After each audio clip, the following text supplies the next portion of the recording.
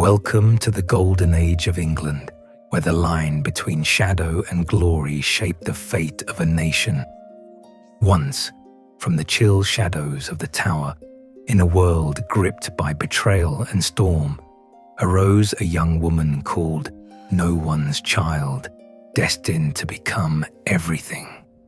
Before her throne bowed kings' ambassadors and the sharpest swords in Europe. She was cursed as a witch and praised as a saint, betrayed and adored in equal measure. This is the tale of how a seemingly fragile woman conquered her fears and loneliness to become the heart of England, a queen both feared and loved more than life itself. Chapter 1. A Daughter in the Lion's Den. The dawn of September 7th, 1533 crept silently across the gilded chambers of Greenwich Palace. The River Thames shimmered beneath the watercolour sky, while inside Anne Boleyn's apartments, history quietly shifted. The cries of a newborn pierced the hush. A daughter, not the longed-for prince, but still the child of Henry VIII, King of England. Anne Boleyn, queen and consort, lay exhausted among the silks and tapestries, her dark eyes locked on the tiny red-faced infant. Around her, midwives muttered prayers. The room brimmed with tension, for a princess was not the triumphant announcement the realm had hoped for. Yet Anne, ever bold and unbowed, cradled her daughter with a fierce smile that seemed to say, "She will be more than any son." She named the child Elizabeth, a nod to Henry's beloved mother, Elizabeth of York, and her own family's heritage. From the moment of her arrival, the course of English history veered in unpredictable directions. That night, amidst the flickering candlelight, Henry VIII approached to see his second child. He loomed over the cradle, a giant to the babe, a colossus to his court. Disappointment shadowed his face briefly, but royal protocol demanded celebration, and thus, for a moment, England rejoiced. 100 cannons thundered, church bells pealed, feasts filled the land. But in the Queen's heart stirred both hope and dread, for beneath her smile she knew the English court, its sharp tongues, its credulous whispers, its constant hunger for change. Chapter 2. The Boy Who Wasn't. Elizabeth's infancy was draped in splendour, but also shadowed by uncertainty. Henry's court moved with a strange duality, a swirl of magnificence built atop a treacherous foundation. Anne Boleyn, once the king's blazing obsession, now found herself adrift. With no son to secure her place, Anne's enemies began their slow, merciless encirclement. Yet young Elizabeth, unaware, thrived in the domestic warmth of Hatfield House, one of her royal residences. There, swaddled in fine linen, she looked every inch the princess, bright-eyed and precocious. Her governess, Lady Margaret Bryan, wrote of the babe, "She beginneth to wax strong, and can laugh, and loves to play, a right Tudor child, with ginger threads through her golden hair." Still, the politics of the realm never slept. In the spring of 1536, as Elizabeth was learning to toddle across the rush-strewn floors, the world around her shifted with horrifying speed. Anne Boleyn's fall was as precipitous as her rise.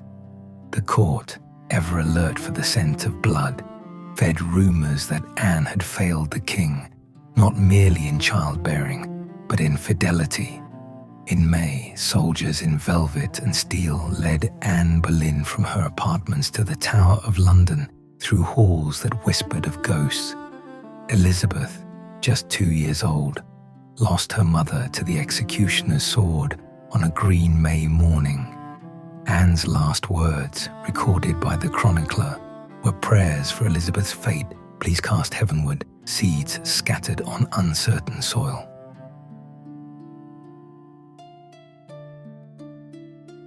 Chapter 3. Bastard Princess.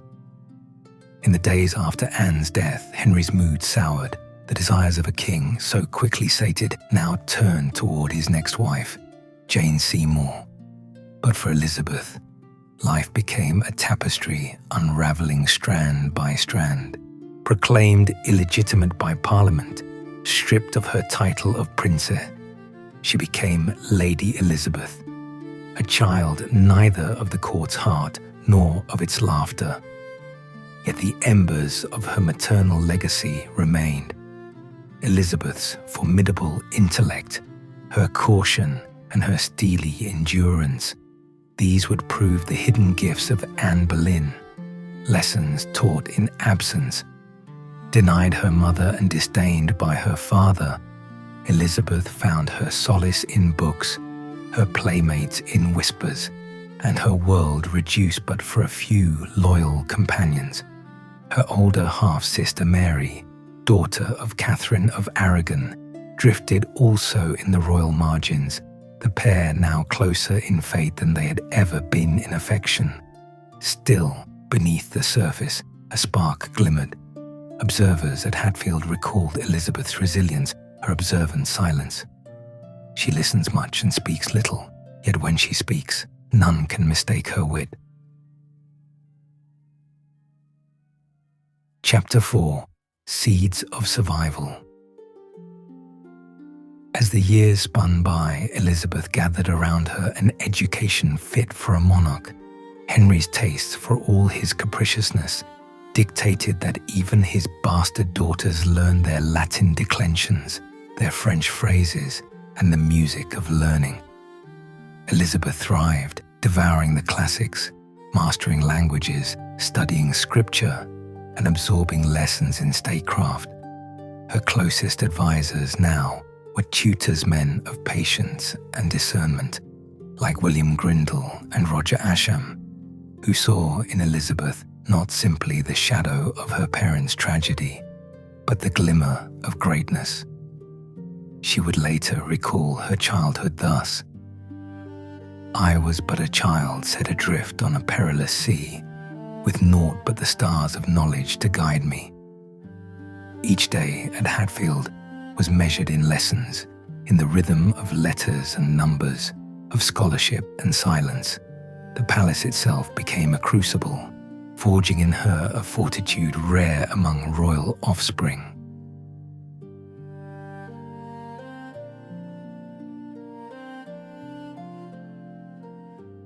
Chapter 5. Between Two Thrones. The court's tides roiled and shifted as Henry's marriages multiplied. Jane Seymour bore Henry a son, Edward, displacing both Mary and Elizabeth in the royal line, but also reshaping their destinies. The girls, now both declared bastards, wore the veneer of insulation that only statecraft could bring. Yet little Edward's infant giggles echoed through the halls, not just as a sign of hope, but also as the tolling of freedom's bell for Elizabeth. With his birth, she had slipped from the limelight's burning glare to something closer to safety, if never quite anonymity. Henry's successors would change England, Edward's short-lived Protestant regime, Mary's series of Catholic reprisals, but Elizabeth's education remained her armor. She learned the value of watching, of waiting, of biding one's time in the unpredictable jungle of court. Chapter 6. The Making of a Queen. By the age of 10, Elizabeth was renowned for her intellect and poise. Fluent in several languages, a feat rare even among princes, she spent evenings translating Cicero or improvising in Italian for the awe of visiting scholars. But beyond her books, the real curriculum was the one written in fear and uncertainty. In corridors shadowed with secrets, Elizabeth learned to keep her own. In gardens echoing with gossip, she mastered discretion. When Henry VIII finally died in 1547, the 9-year-old Edward VI inherited the throne, and with it, the chaos of a reeling country. For Elizabeth, the change marked another uncertain dawn. Her future would pivot not just on her wit and adaptability, but on a world eager to see her fail or flourish. Chapter 7. A Dangerous Girlhood. In the years that followed her father's death, Elizabeth's youth was, if anything, more perilous than her childhood. The country, now in the hands of Protestant reformers, experienced convulsions of religious and political unrest. The shadow of the scaffold hung ever present over any contender to the throne, and even the suggestion of impropriety or ambition could draw fatal attention. Elizabeth's own household was soon embroiled in scandal when Thomas Seymour, her stepfather, and the Lord High Admiral grew infatuated with her. The stories, flirtations, ambiguous encounters, early morning visits spread through the court like wildfire. Elizabeth, only 14, was subjected to relentless questioning when Seymour was arrested for treason against her half-brother, King Edward VI. Throughout this ordeal, Elizabeth's defense was her composure. She neither broke nor bent. I nothing misliked, nor did ever consent to evil. She insisted under questioning, her voice measured, her manner unyielding. Her interrogators, expecting the frailty of a young girl, found instead a mind as sharp as a cut gem. It was her first public test and, more crucially, her first triumph, albeit at great cost. The rumor never fully left her. Neither did the lesson that even the innocent in Tudor England could bleed. Chapter 8. The Young Lady of Hatfield. With Seymour executed and her household scattered, Elizabeth sought the cloak of anonymity again, returning to Hatfield. Here, her hair flaming gold in the autumn sunlight, she waded deeper into her studies and further into the game of royal survival. She watched as Edward sickened and died, as her half-sister Mary claimed the throne. The land quaked with change, Protestants fleeing to Europe, fires burning in Smithfield, papist processions winding their way through London. Elizabeth's own Protestant sympathies put her under scrutiny. Her very existence was a threat to Mary's rule. In 1554, during Wyatt's rebellion, a Protestant uprising, Elizabeth's world flipped on its axis. She was summoned to London, accused of plotting to usurp the throne, hauled to the Tower, past the Traitor's Gate. She stared up at the stone walls where her mother had perished. For weeks, her fate hung in the balance. But again, she survived, pleading her innocence with such force that even her enemies hesitated to move against her. Her words, sincere, eloquent, tinged with just enough humility, earned her a reprieve. She was exiled first to house arrest in Woodstock Palace, ever watched but rarely approached. Those days of confinement weighed heavily, but again, Elizabeth's resolve only hardened. Any moment could become a snare, any ally a betrayer. Trust, she learned, must be earned, not given. Takikoyan. Chapter 9. The Queen's Shadow. By Mary's 5th year as Queen, England trembled with anxiety. The Queen's marriage to Philip of Spain fanned the flames of discontent, and her failure to provide an heir made the question of the succession even more pressing. Elizabeth's danger was her inheritance, the possibility that, should she live, England might once more walk the razor's edge between Catholic and Protestant, tradition and reform. Mary, paranoid and desperate for stability, struggled to decide what to do with the sister who could become either salvation or doom for the realm. For her part, Elizabeth maintained an outward show of compliance, attending Mass when summoned, mouthing the right prayers, but keeping her true faith like her ambition tucked away behind a radiant mask. Chapter 10. The moment arrives. As 1558 dawned, Queen Mary's health faltered, her body racked by illness, her mind clouded with fear and regret. As summer bled into autumn, the court watched Elizabeth with new eyes, wary but hopeful. The unrest within the realm pressed heavily. The people had begun to whisper Elizabeth's name, as if to conjure a better future out of legend and longing. On November 17th, 1558, Mary breathed her last, and the realm pivoted toward Elizabeth once more. At Hatfield House, a rider thundered through the gates. The young woman, just 25, was told the news with gravity. She supposedly fell to her knees in the frosted grass, whispering in Latin, "This is the Lord's doing. It is marvelous in our eyes." The child who had lost mother and father, who had survived the hatred of stepmothers, the disdain of sisters, the peril of court intrigue, now stood on the threshold of destiny. England, for so long a chessboard, would soon become her realm. The lion's daughter had endured the lion's den. Now she must learn to wear the crown. The world appeared transformed as Elizabeth entered London in November 1558. The city's narrow streets brimmed with cheering crowds, every window crowded by anxious faces, hopeful, curious, or desperate. Children tossed flowers before her horse, and ribbons danced overhead.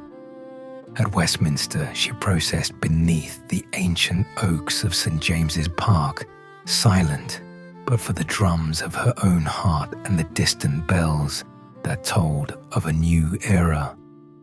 Elizabeth understood better than any what she inherited: a bankrupt treasury, religious division that had scarred every corner of her kingdom, and foreign powers eyeing England with menace or contempt.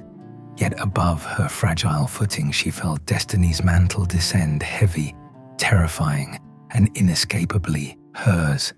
Her coronation on January 15th, 1559, was rich in ritual and symbolism. Cloth of gold bedecked the abbey, the air thick with incense, and as the sacred oil touched her brow, Elizabeth's voice rang clear and steady before the lords and commons, foreign envoys, the bishops she distrusted, and the courtiers who would sell her for a handful of hope. This day is the Lord's doing, and let all the people say, Amen.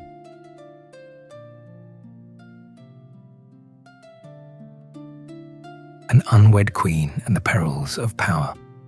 From her first council, Elizabeth's mastery was clear. Where others saw a fragile woman, subject to the whims of Parliament or foreign prince, she asserted herself with wit and confidence. Her most trusted advisor, William Cecil, was appointed Secretary of State. With him, Elizabeth unveiled the guiding principles of her rule: moderation, diplomacy, caution, and the dazzling theatre of monarchy. One of her earliest acts was the Elizabethan Religious Settlement Complex legislation that established a Church of England embracing both Protestant doctrine and certain Catholic rituals. As Supreme Governor, Elizabeth walked a razor's edge. Not so radical, it would court rebellion. Not so conservative, it would alienate those longing for reform.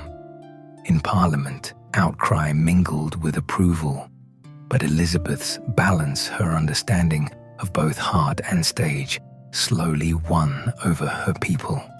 For every pulpit or pamphlet denouncing her, another voice praised her learning and piety, But every such victory drew a new peril closer. Suitors flooded her court. Philip of Spain, once her brother-in-law, Eric, King of Sweden, Archduke Charles of Austria. France dangled the houses of Valois and Bourbon before her, questing for alliance. Her own parliament pressed her to marry, fearing that without an heir, England's future remained a makeshift thing. Elizabeth, however, seldom yielded to pressure from council or court. She played the games of diplomacy, weaving allure and refusal into a web which held friends and enemies at bay. When pressed, she smiled and invoked the metaphor she had chosen for her reign. "I am already bound unto a husband, which is the kingdom of England." The more her counsel pleaded, the more resolutely Elizabeth resisted, holding always to her own counsel, never fully closing the door, but never letting any man step through it. Eloise, the shadow of Mary, Queen of Scots abroad, a different danger gathered pace. Mary Stuart, Queen of Scots, who, through her lineage and Catholic faith, became the focus of conspiracies great and small. In exile from her own country, Mary sought Elizabeth's mercy in 1568, believing kinship would mean sanctuary. Elizabeth, ever cautious, offered protection but not freedom, keeping Mary under comfortable arrest at various great houses, watched at all times by experienced jailers. Mary's presence was tinder to the flames of foreign ambition.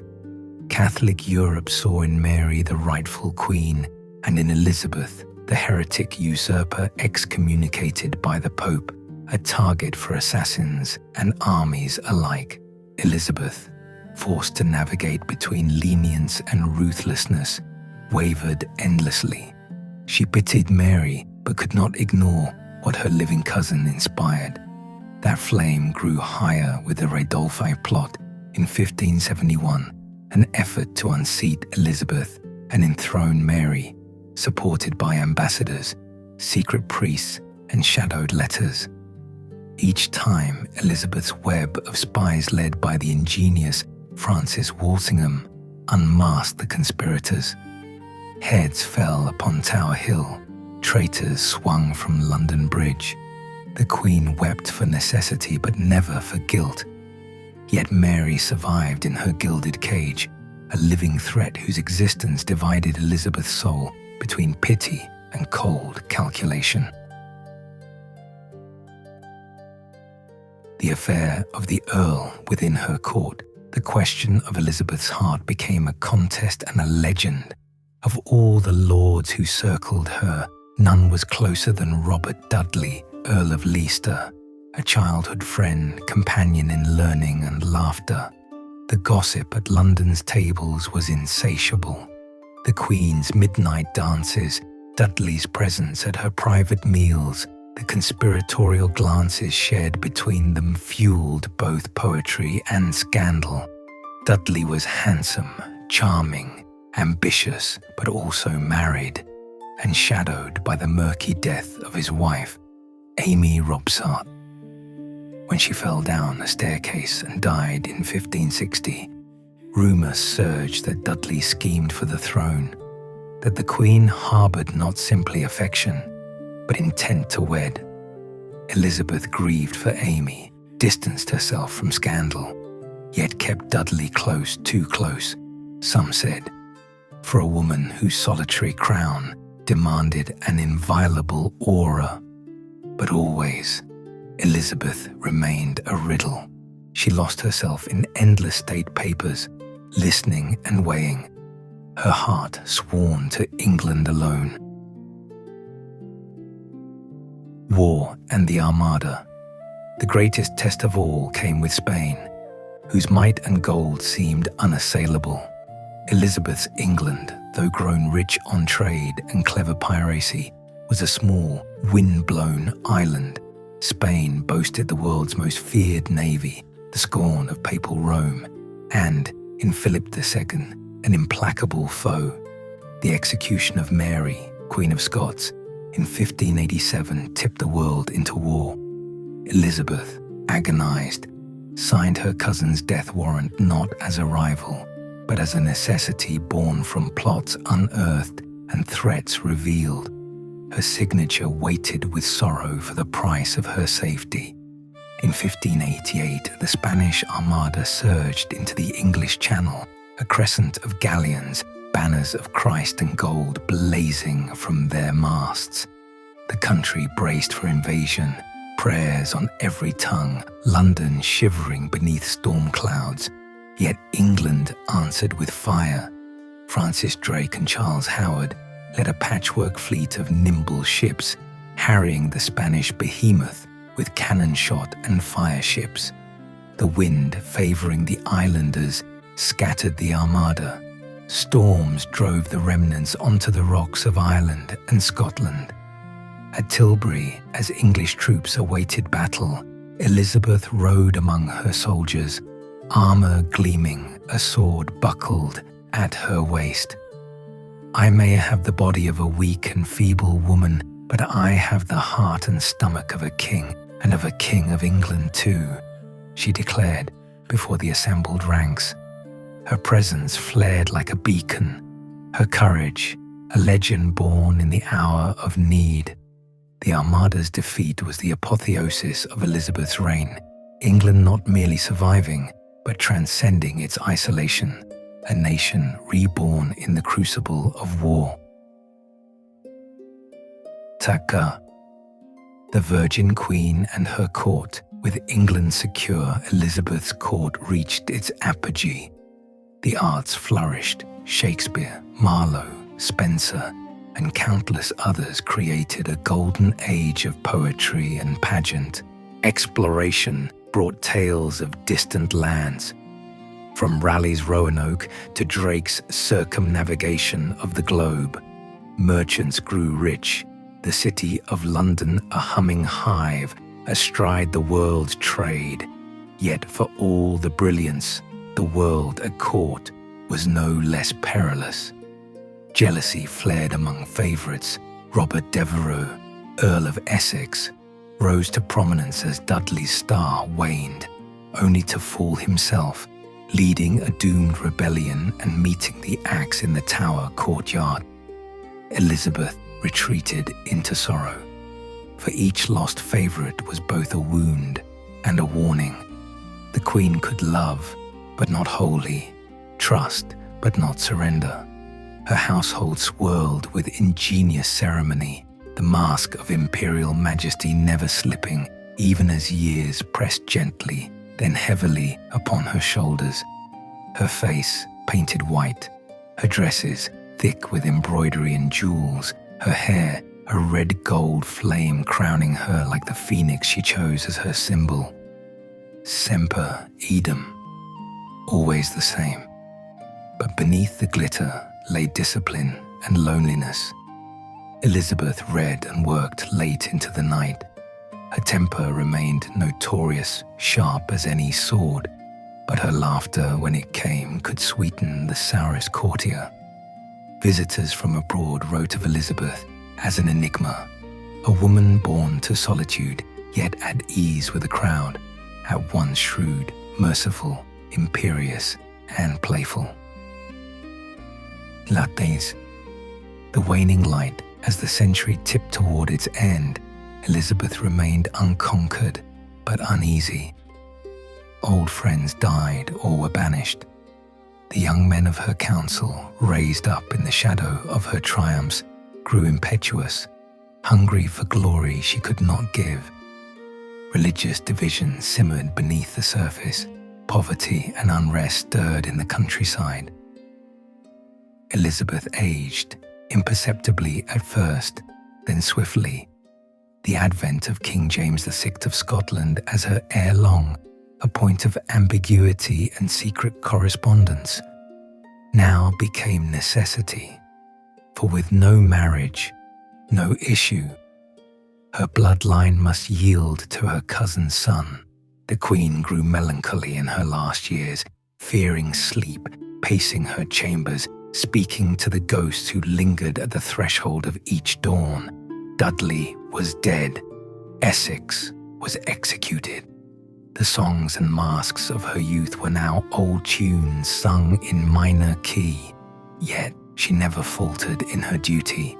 To the end, she managed the realm's affairs, wielded the pen, attended to details great and small.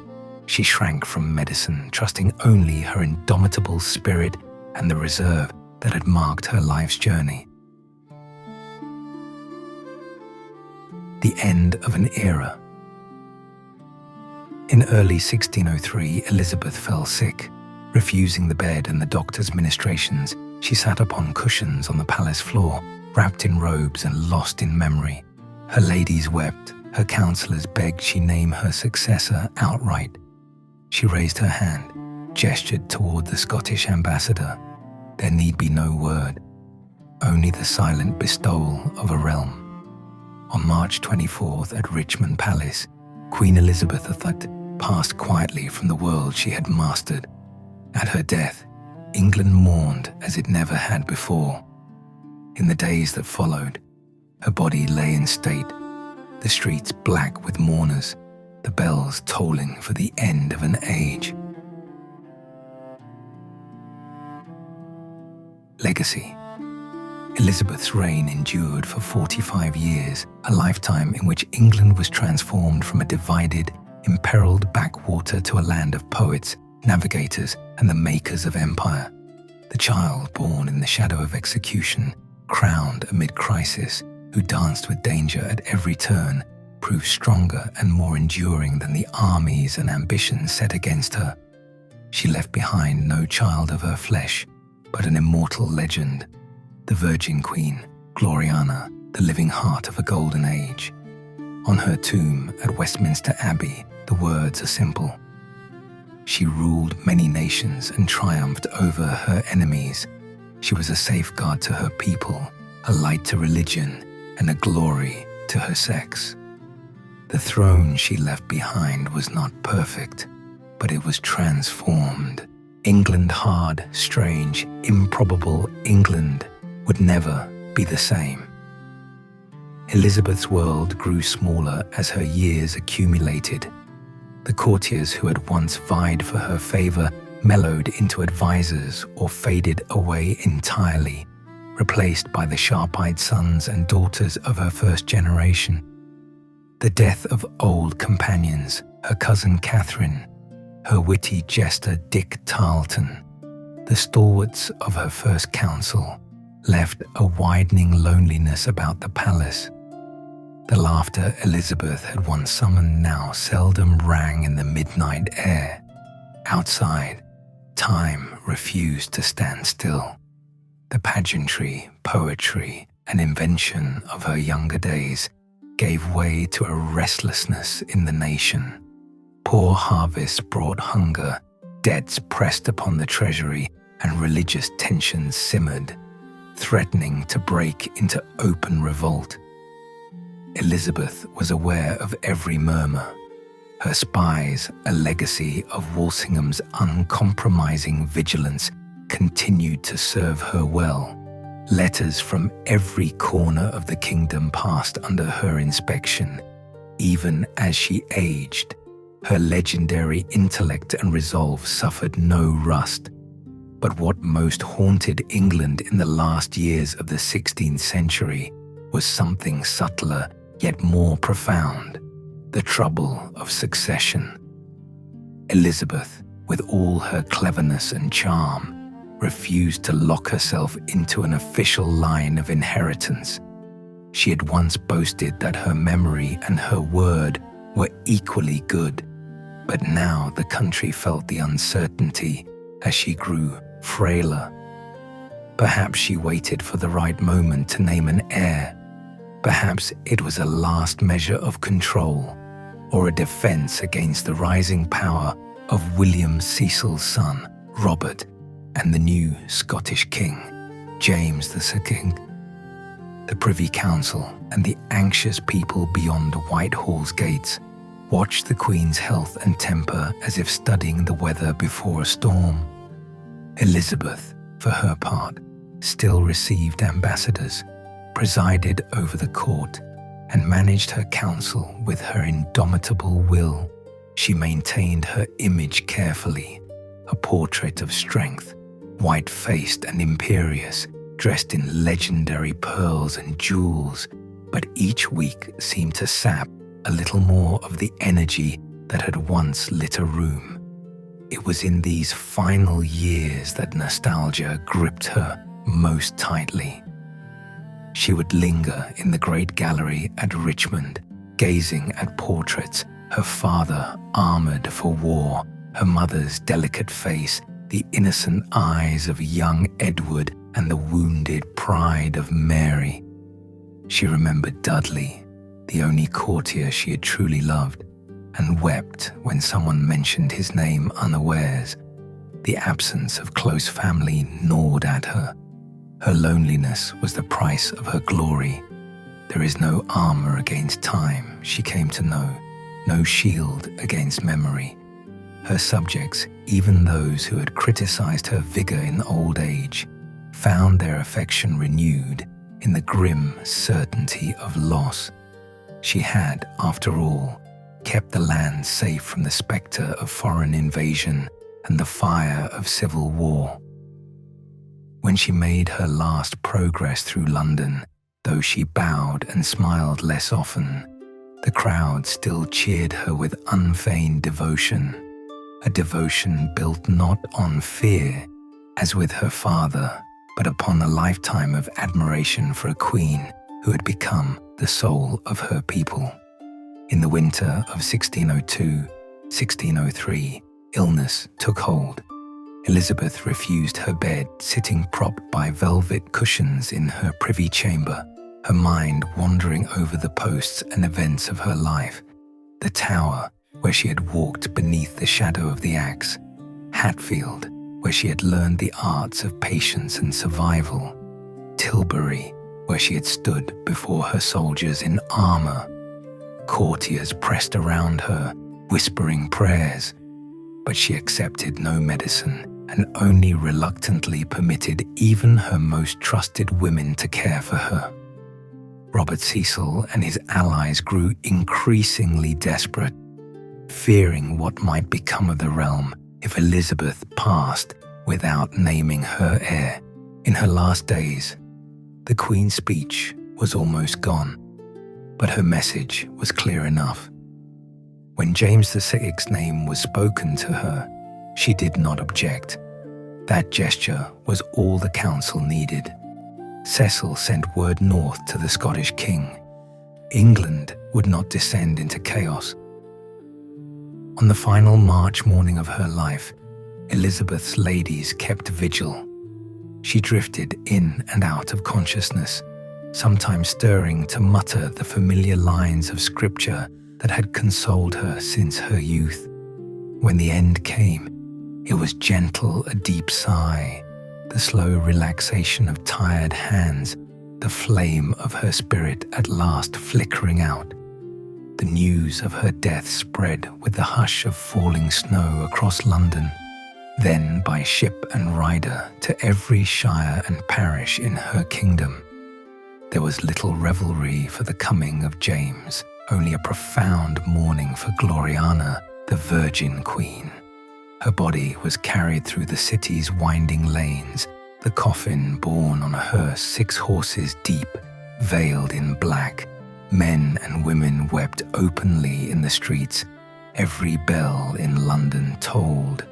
Her funeral at Westminster was conducted with regal gravity, but in every spare corner, the city seemed to pause, holding its breath for what would come next. Elizabeth left no child but her country. Under her, England found the resolve to stand alone, the confidence to reach outward, and the language to speak its dreams.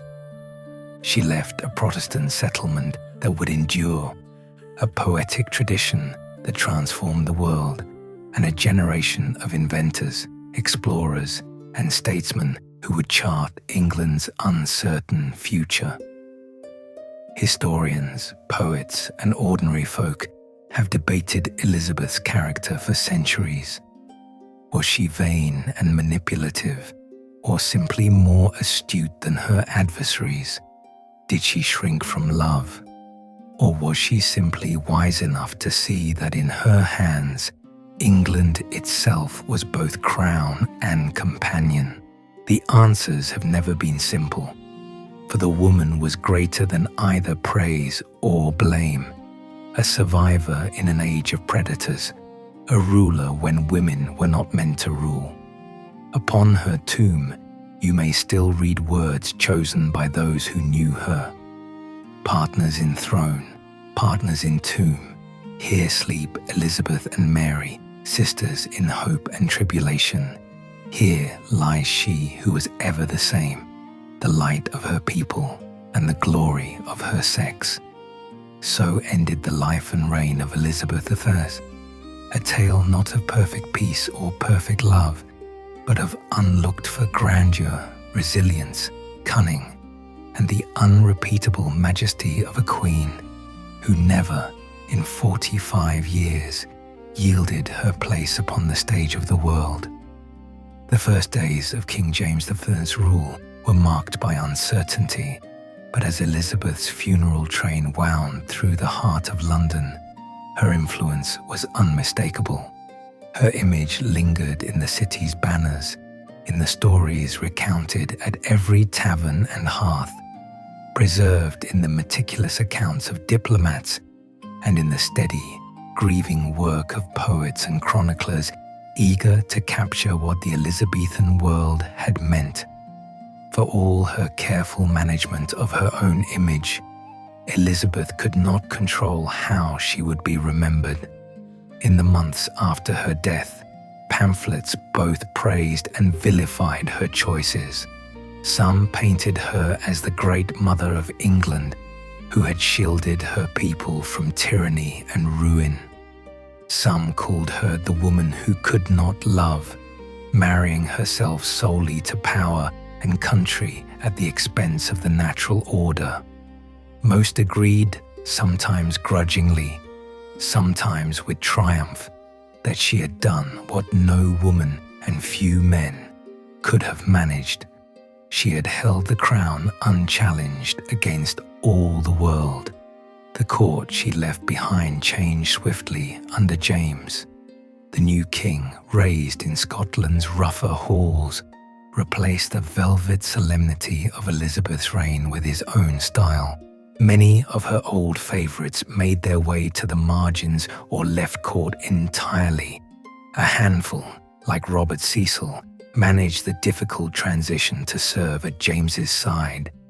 The vestiges of her grandeur, her tapestries, her elaborate gowns, her jewels were packed away, relics sometimes displayed and sometimes buried within the inexhaustible stores of the royal wardrobe. Yet Elizabeth's memory permeated English society. It was in the murmur of Gloriana, in the celebrations of the Navy's victories and the sturdy pride of the merchants. Shakespeare, who had composed for her pleasure and for the entertainment of the court, wove tributes to her character and reign into the very fabric of English poetry and drama. His Twelfth Night and Henry VIII, with their strong, witty heroines and their complex, uncertain monarchs, echoed something of Elizabeth's spirit, brilliant, ambiguous, always slightly out of reach. Beyond England's borders, ambassadors reported that the sun set on the reign of a monarch as formidable as any in Europe. The Spanish, once Elizabeth's bitterest enemies, recognized the cunning and endurance that had frustrated 2 generations of their own Habsburg kings. In France, even Catholic chroniclers who had denounced her during her lifetime grudgingly admired the authority she had maintained in an age beset by war and upheaval. As the Stuart dynasty settled into its uneasy inheritance, ordinary people continued to invoke the name of Elizabeth as a touchstone for stability and English defiance. Her reign was idealized almost as soon as it ended. Songs remembered the defeat of the Armada. Old ballads retold the story of her speech at Tilbury, the Queen in shining armor cheerleading the nation in its darkest hour. Even as new troubles loomed, plots, religious arguments, angry parliaments, and a war with Spain, people recalled the days of Good Queen Bess as an era of golden prosperity. History, though, has always known more subtleties.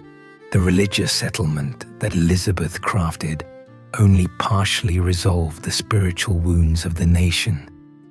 Many Catholics and radical Puritans still felt marginalized or persecuted. Famine and plague had, in her later years, touched large parts of the country. The expansion of English power overseas, so often celebrated in legend, was tangled with hardship and blood, both for sailors braving the Atlantic and for the native peoples they encountered.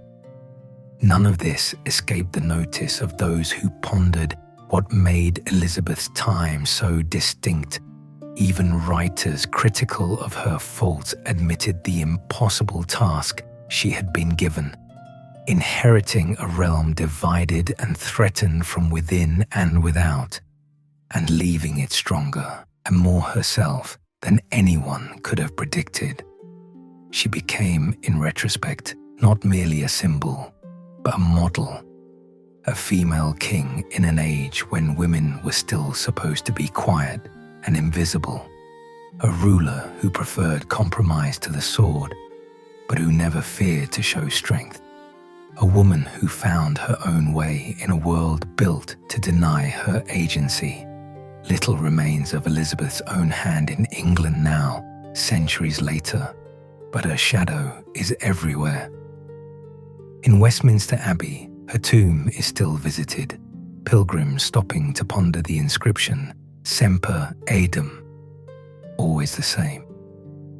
In the names and legends that shaped an empire, she's a constant Elizabeth, the survivor, the stateswoman, the sovereign who dared the world to judge her by her works and not by her birth.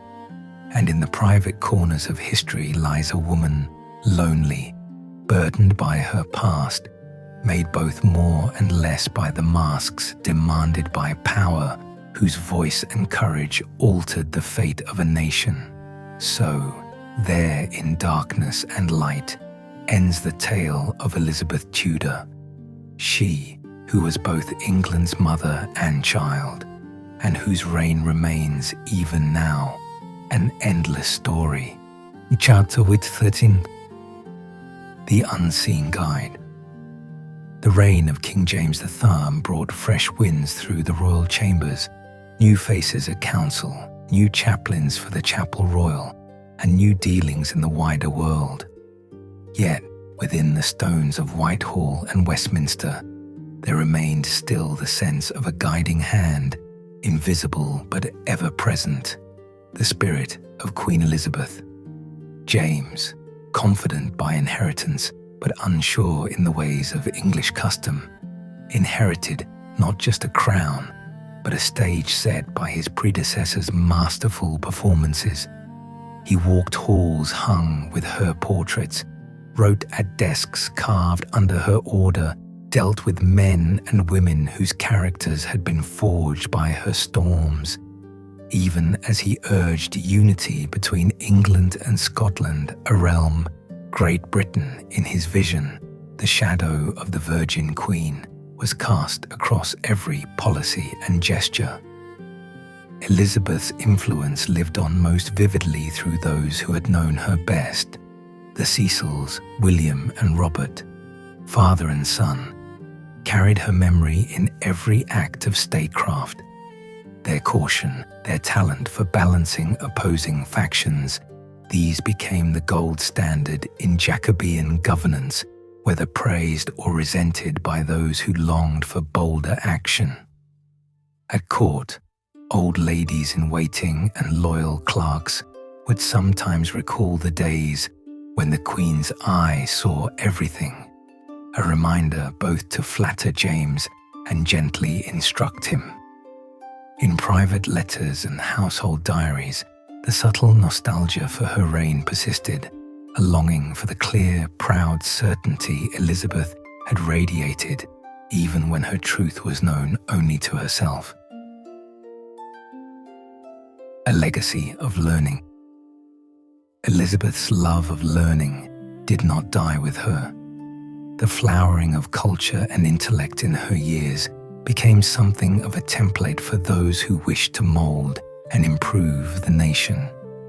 James, for all his faults, admired learning and debate, yet the memory of the schoolmaster queen, fluent in 6 languages, lively in argument, passionate about poetry and science and exploration, set a standard that all subsequent monarchs would find impossible to match.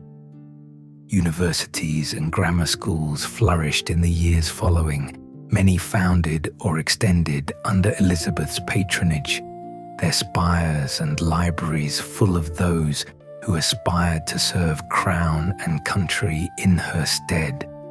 They remembered the Queen's presence at disputations, her measured questions, her readiness to patronize scholars of all faiths, provided they remained loyal to her. London's theatres, too, remained full. The echoes of Shakespearean drama and Marlowean verse carrying the ideals and complexities of Elizabethan greatness into the next century. Some among the common people would say that she had blessed the age with a golden glow, and they treasured the new stories, songs, and scenes that seemed always touched by something of her grace. Beyond England's shores. Overseas, Elizabeth's impact was no less profound. Across the newly established colonies from the coasts of Newfoundland to the embryonic towns of Virginia, her name lingered, a talisman and a banner in lands peopled by those who dared the seas as she had dared the terrors of her counsel and her faith. Explorers and traders sailing under James still spoke of the English Queen's luck, still used sea charts and letters of marque dating from her reign, and boasted of the Armada's defeat as if the lesson belonged to them. The legend of Elizabeth followed Englishmen into Africa and Asia, an emblem of shrewdness and invincibility, and not least, a reminder that the most powerful monarch of their past had worn a woman's crown.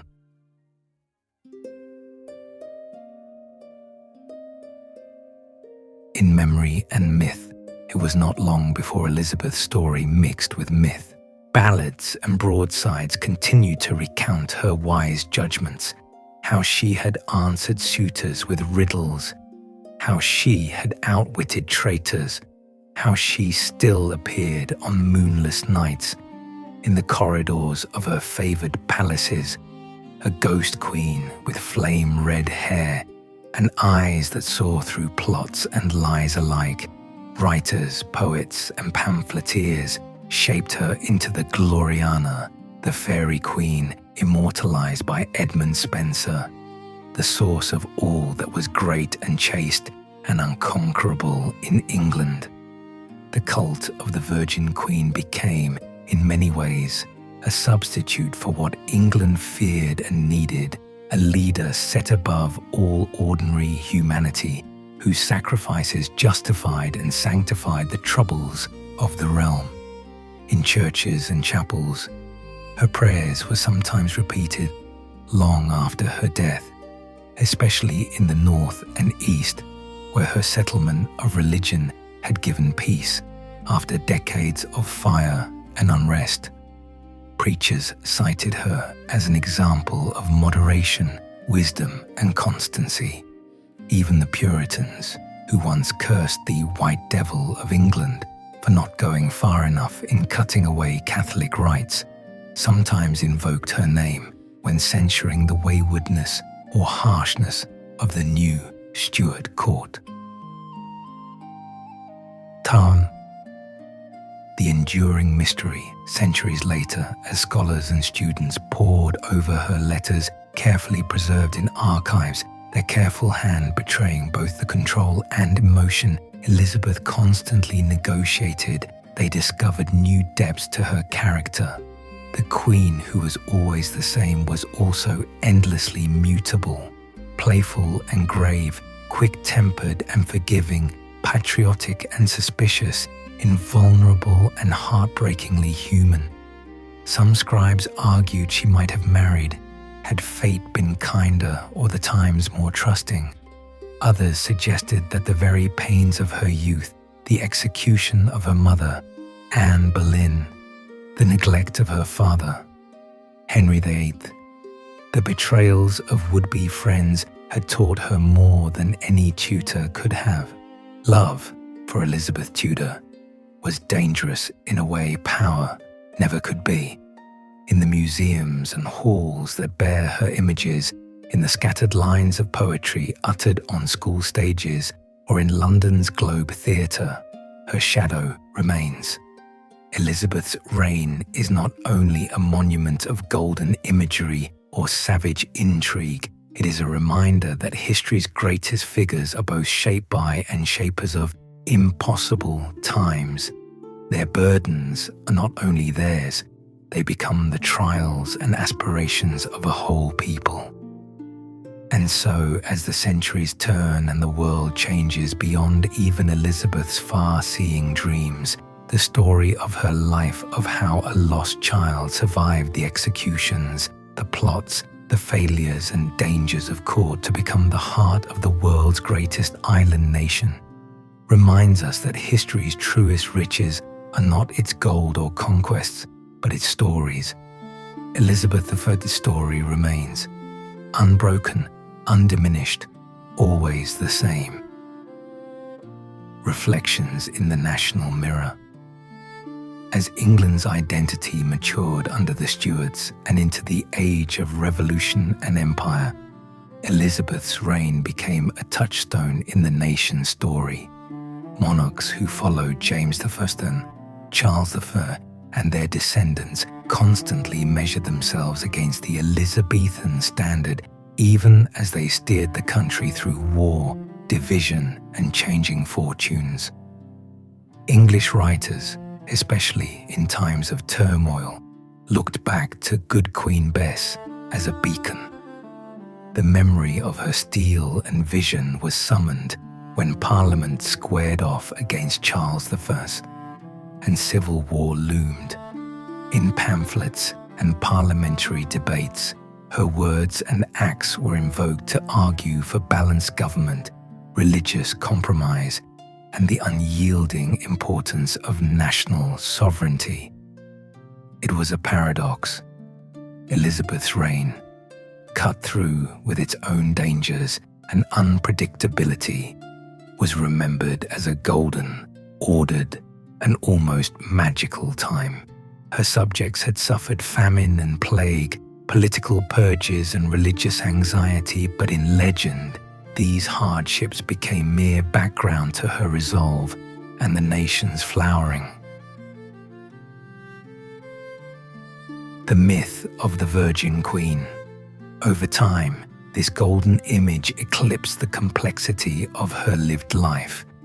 Historians found that Elizabeth herself was partly the author of her legend. She cultivated a cult of virginity and self-sacrifice, presenting herself as someone whose love for England was absolute and absolute only because it was unattached. Her decision never to marry, once controversial, became romantic and even heroic in the popular mind. The iconography of the Virgin Queen, regally attired, neck encircled with pearls, was printed and reprinted, painted, carved, and lauded in verse. Artists such as Nicholas Hilliard, and in later centuries, followers of pre-Raphaelitism, returned again and again to her image. She was depicted as the imperial sovereign with a hand upon the globe, as the stoic counselor, even as the sorrowful Penelope, forever awaiting, never yielding. In this way, Elizabeth became more than a monarch. She became an archetype, even outside of England in foreign courts, and later in the New World's republics. The ideal of the intelligent, shrewd, and independent female ruler was drawn from her shadow. Hagikolaisamas, seeds of empire and exploration. The Queen's encouragement of exploration had unintended but profound consequences. In the first century after her death, the companies she chartered East India, Virginia, Muscovy, grew into the sinews and capillaries of an emerging British Empire. The mariners she had lauded, from Drake and Hawkins to Raleigh, became household figures and the subjects of ballad and fable. For generations of English seafarers, Elizabeth's name was a charm against foreign storms and Spanish hostility. She was invoked in toasts and prologues. Her effigy appeared on coins scattered from the Caribbean to the Indian Ocean. Many English colonists, regardless of later politics, considered themselves inheritors of Elizabeth's legacy of risk, enterprise, and independence. Ikakiso Hearth, contested memory beyond the Golden Age. As centuries passed, the figure of Elizabeth proved durable but not unchallenged. During the Victorian Age, another long reign presided over by a woman. Elizabeth was rediscovered, not only as a paragon of queenship, but as a model for women in public life. Novels, operas, and histories were written to both praise and scrutinize her. Debates unfolded about the contradictions in her rule. Was she truly merciful for her age, or simply cunning? Did she protect the common good, or merely her own power? These were not academic questions. They became part of the ongoing struggle over English history, identity, and the very meaning of good government and strong monarchy. In the 20th and 21st centuries, as Britain wrestled with its imperial past and prepared for new roles in a globalized world, Elizabeth's story provided both comfort and warning. Films and biographies depicted her not only as the unflinching ruler, but also as haunted, vulnerable, sometimes ruthless in her isolation. Yet, across all these interpretations, her ability to inspire never faded. When England or Britain faced crisis, a world war, political uncertainty, cultural transformation, the symbol of Elizabeth offered an anchor. Her resilience in the face of endless adversity, her balancing of statecraft and performance became lessons in adaptation and survival. Chadkaflaaka, her living legacy. Standing today in Westminster Abbey, among the hush and echoing footsteps, visitors from every corner of the world pause before Elizabeth I's tomb. Some know her whole story, some only the outline, yet all can sense, in the worn stone and the simple Latin inscription, the gravity of a life that altered history. Consorts in throne and tomb, Elizabeth and Mary, sisters, here together, hope and woe shared, she was ever the same.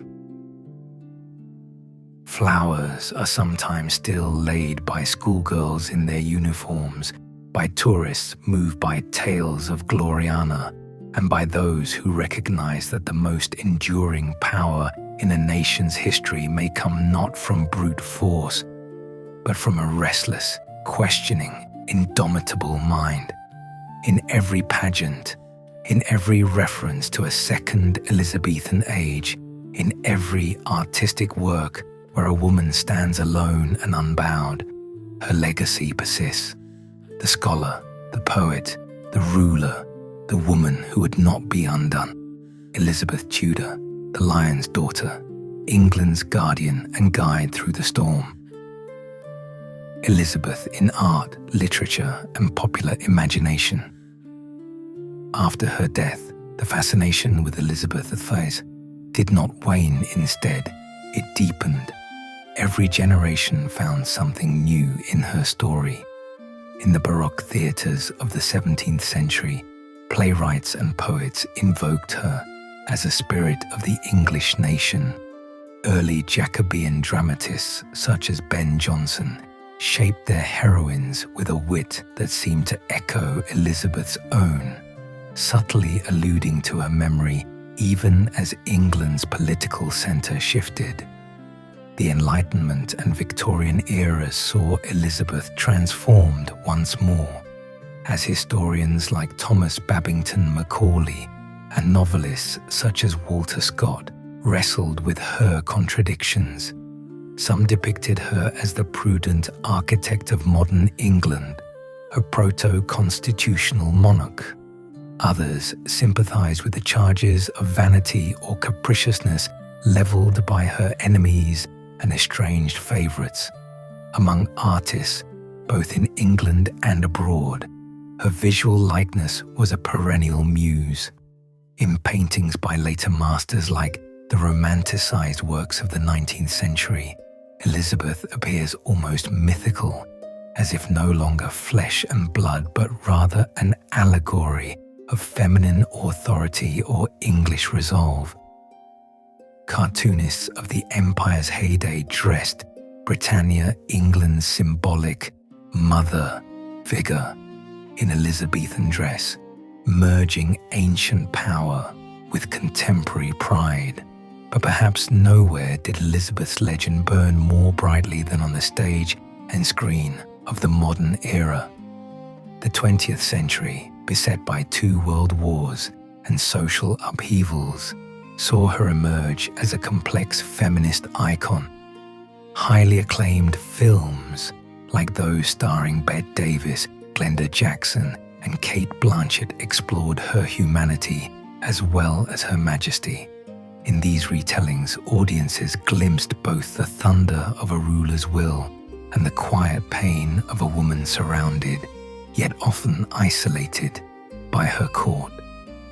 Playwrights from George Bernard Shaw to the Royal Shakespeare Company's authors dissected her relationships with Dudley, Walsingham, and Essex, often set against the storm of England's religious woes and foreign threats. Novels by such writers as Philippa Gregory and Alison Weir made her both historical protagonist and psychological puzzle, an emblem of consequence and loneliness. Through each retelling, one truth remains. The Queen outlives them all, not merely as artifact, but as living spark for every new crisis or aspiration the English nation has faced. Jalkakay, a global figure. Elizabeth's influence has not been confined to England's borders. As the British Empire expanded, so too did the myth of the Virgin Queen. In India, Africa, and the Caribbean, her effigy sometimes appeared in colonial buildings and ceremonial pageants. In the United States, descended, in part, from English colonies planted during and just after her reign. Her story was included among the pantheon of revolutionary and colonial heroes, revered for her defiance of Spain and the Pope, and for encouraging the voyages that led to the Jamestown settlement in 1607. In modern Europe, Elizabeth's reign is studied as a precursor of both enlightened absolutism and parliamentary tradition, a balancing act between royal prerogative and public counsel, between the rigid doctrines of earlier ages and the tentative pluralism of what would become the British constitutional monarchy. Her enduring soft power is apparent.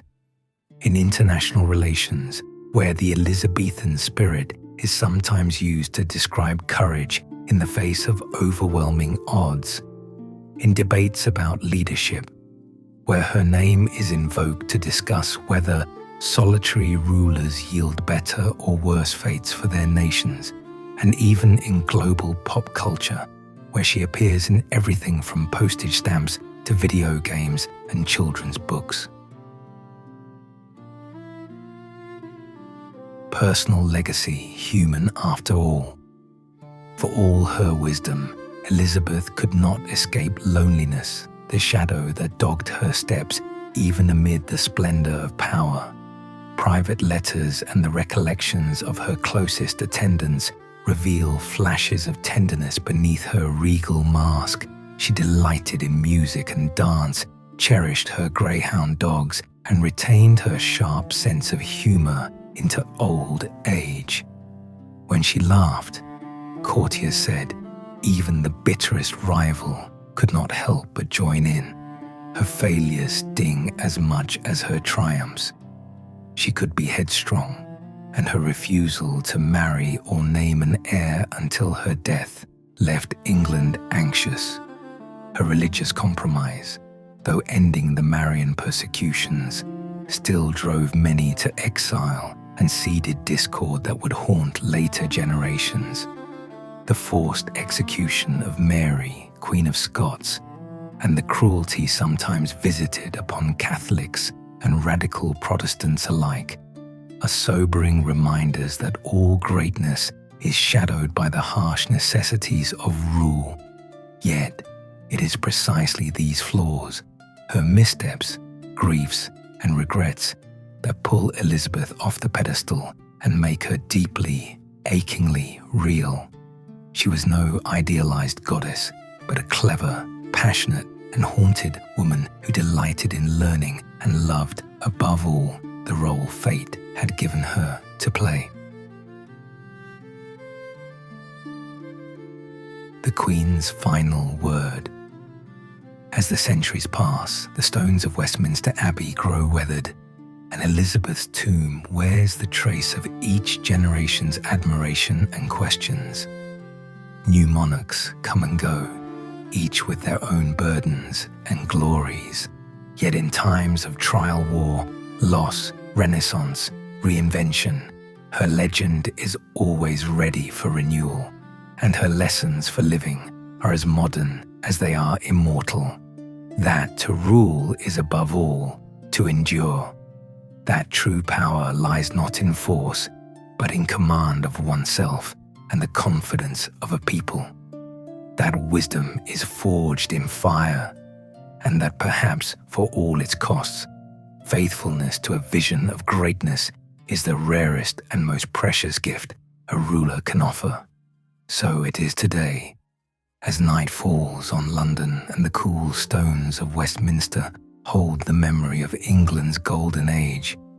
Some kid with ginger hair might look up at her effigy or read a bold line from Shakespeare and see not some ancient curiosity, but the vision of what England, what any nation might become, if courage, wit, and resilience are kept alive. Daismaeth, Elizabeth, and the evolution of monarchy. The monarchy Elizabeth bequeathed to her successor was not only more secure, but also fundamentally transformed. Before her, the English throne was threatened by civil strife, disputed religious authority, and ever-shifting alliances. Elizabeth, through her personal discipline and public performance, demonstrated that a monarch's strength could rest equally on image, negotiation, and personal virtue as on armies or noble bloodlines. Her refusal to marry, long seen as a political vulnerability, was recast by later generations as a mark of intellectual sovereignty. In fact, her balancing act taught her successors from James II to the present day that the throne was sustained as much by consensus and perception as by law or force. No ruler after Elizabeth could ignore the need to balance public expectation with private conviction. Increasingly, British monarchs became figureheads of unity, living standards and stories, rather than absolute wielders of power. Josephine, a feminist icon ahead of her time. In the centuries after her death, Elizabeth's status as a powerful woman in a male world attracted diverse interpretations. Victorian feminists admired her intellect and independence, and in the 20th and 21st centuries, women leaders in politics, business, and the arts claimed her legacy. For some, she became an icon of what women could achieve against all odds, running a country, inspiring devotion, remaining both feminine and magnificently strong. Scholars debated whether she was, in truth, the first modern feminist, some pointing to her lifelong struggles with misogyny and slander as evidence, others to her persistence and rhetorical genius in navigating such challenges. Elizabeth herself spoke to this duality. In her famous Tilbury speech, she embraced the paradox: "I have the body of a weak and feeble woman, but the heart and stomach of a king." Modern women, from Margaret Thatcher to Queen Elizabeth II, invoked her example when stepping into roles once closed to them. To writers, artists, and thinkers, Elizabeth became a prism, her life interpreted as a drama about the wages and loneliness of power, the battle between public service and private sacrifice, and the cost of being both symbol and self. Inspiring the nation, Elizabethan memory in modern times. The resonance of Elizabeth's reign pulses most strongly in moments of national challenge. In 1939, as the shadow of World War II loomed, the BBC broadcast Laurence Olivier's rousing adaptation of Henry V.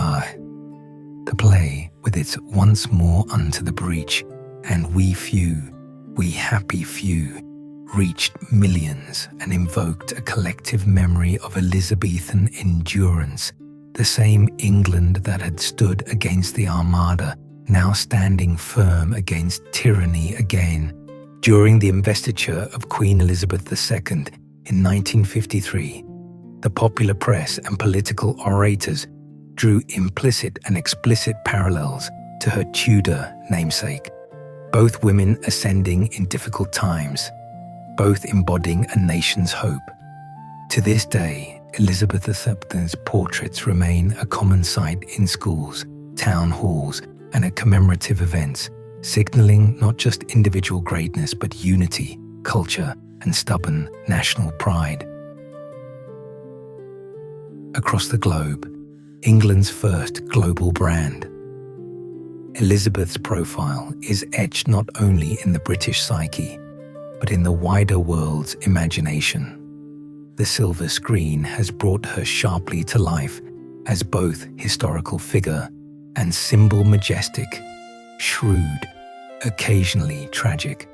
In literature, she appears as sage advisor in Virginia Woolf's Orlando, as layered monarch in Hilary Mantel's Wolf Hall, and as enduring mystery as in John Pleddy and Alison Weir's novels, exploring her innermost loneliness and power. Beyond art, leaders and activists have referenced her when discussing not merely monarchy or governance, but personal resilience, statecraft, and the burdens of leadership. Her example has been taught in universities from Tokyo to Toronto. Modern historians and documentarians use her era as shorthand for creative energy and risk. Elizabethan, now meaning bold, imaginative, and forward-looking. In technology, business, and education, awards and scholarships bear her name, seeking to cultivate the curiosity and independence she fostered. Haktlas, the queen who never leaves. And so the world rolls on, and the resonance of Elizabeth's life continues to grow. In the haze of national memory, She is both a real person, painfully tested, profoundly human, and a legend, the mother of a people, a protective spirit in times of uncertainty. Even now, in the courts and parliaments of Europe and elsewhere, the echo of her intelligence and adaptability is heard in every woman who challenges injustice, in every ruler who prizes stability above war, in every artist who seeks to leave their initials etched upon the future. There is a trace of Elizabeth's impossible, indelible courage. If you stand beneath the fan-vaulted roof of Westminster Abbey at dusk, you can sometimes imagine her presence, a quiet, shrewd glance, a knowing, unfathomable smile. She is England's great conversation, part pageant, part prayer, endlessly retold, never quite resolved. Takiko, Elizabeth and the religious settlement, forging the soul of England. Elizabeth's reign sits at the fault lines of England's religious transformation. When she took the throne, the kingdom had endured wrenching convulsions. Henry VIII split from Rome, Edward VI's Protestant reforms, Mary Must's Catholic restoration. Elizabeth, recognizing the perils of extremism and the weariness of her people, staked out a policy of moderation. The 1559 Act of Uniformity and the Elizabethan settlement made her the supreme governor of the Church of England, a title deliberately less provocative than supreme head. The prayer book reappeared, and the nation's churches echoed once again with the English language. Ancient rituals remained alongside Protestant theology to soothe conservative hearts without alienating reformers.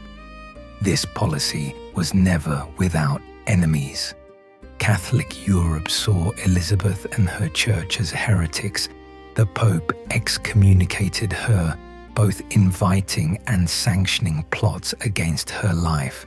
Radical Protestants, meanwhile, believed she had not gone nearly far enough.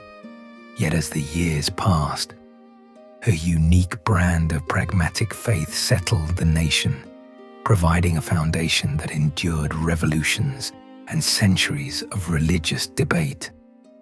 The middle way shaped not just church-going, but English identity itself. Suspicion of fanatics, admiration for compromise, and a wary independence in religious and political affairs. Elizabeth taught her subjects to survive by adapting, rather than shattering an inheritance that lingers in English habits and laws down to the present day.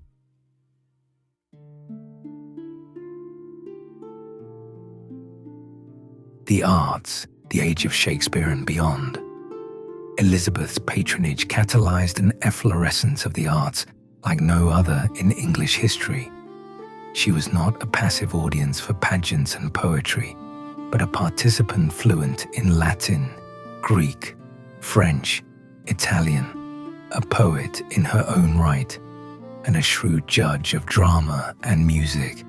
Under her reign, William Shakespeare redefined English theatre, as did Christopher Marlowe, Ben Jonson, and a host of lesser-known dramatists. The Queen demanded wit and wisdom in equal measure.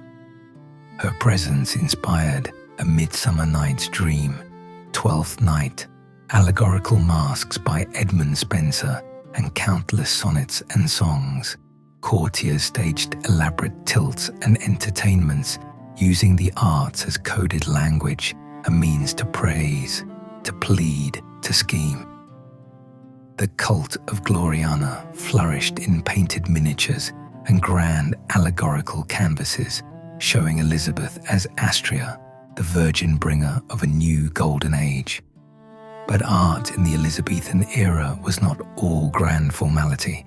It celebrated ordinary English life, invented new forms of lyric and satire, and set the English language on a path to global dominance.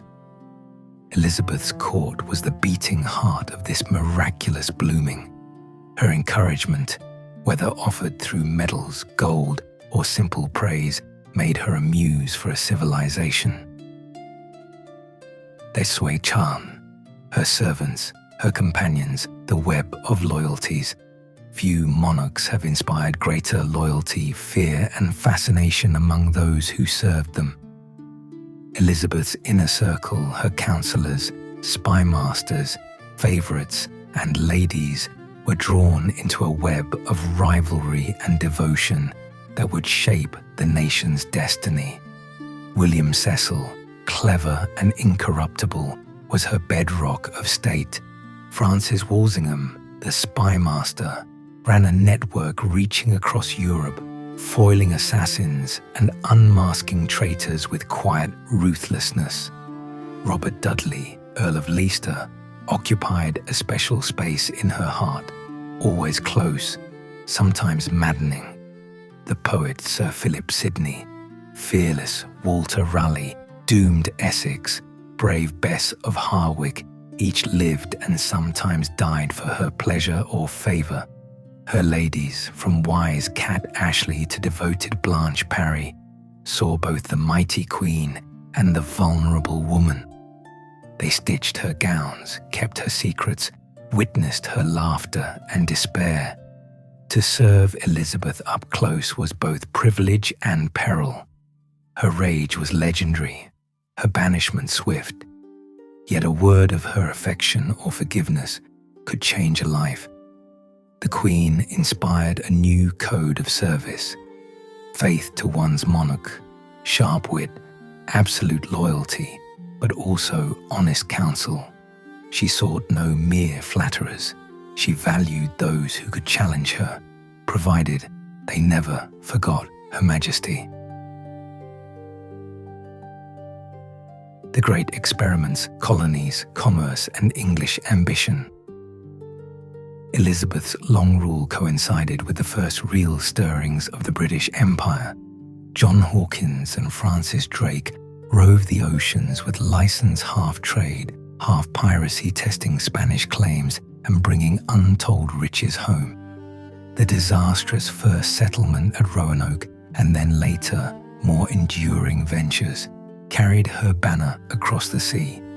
She issued charters to the East India Company in 1600, setting the course for commercial empire. Her sailors circumnavigated the globe. Her privateers challenged the mightiest ships of Spain and Portugal. Merchants and adventurers spoke her name with reverence and awe, and many claimed their greatest victories would have been impossible without her subtle encouragement or shrewd restraint. These experiments were messy, marked by failure as much as triumph, by tragedy as much as glory. Yet under Elizabeth, the English learned to look outward, to measure themselves not just against neighbours, but world powers. She made England hungry and ready for the adventures of the coming centuries. Tranquility. Elizabeth, alive in our time. Step into a classroom, a cinema, a debate hall, anywhere English is spoken. Her era still sparks the imagination. Modern writers find in her reign the suspense of court intrigue, the romance of forbidden love, the struggle for principled leadership in a compromised world. Every time a woman claims her voice in power, every time a leader stands alone against a greater force with only courage and wit, the echo of Elizabeth resounds. Whenever England or Britain faces uncertainty, her reign is remembered not as a fairy tale, but as proof that endurance, discipline, and vision can overcome any peril. History does not rest. The questions that shaped her world religion, gender, power, the boundaries of faith and state still return generation after generation. Elizabeth's story does not provide simple answers, but in her tale of survival, intellect, loss, and luminous victory, we see the potential and peril of humanity and remember what a single life well lived can mean to the world.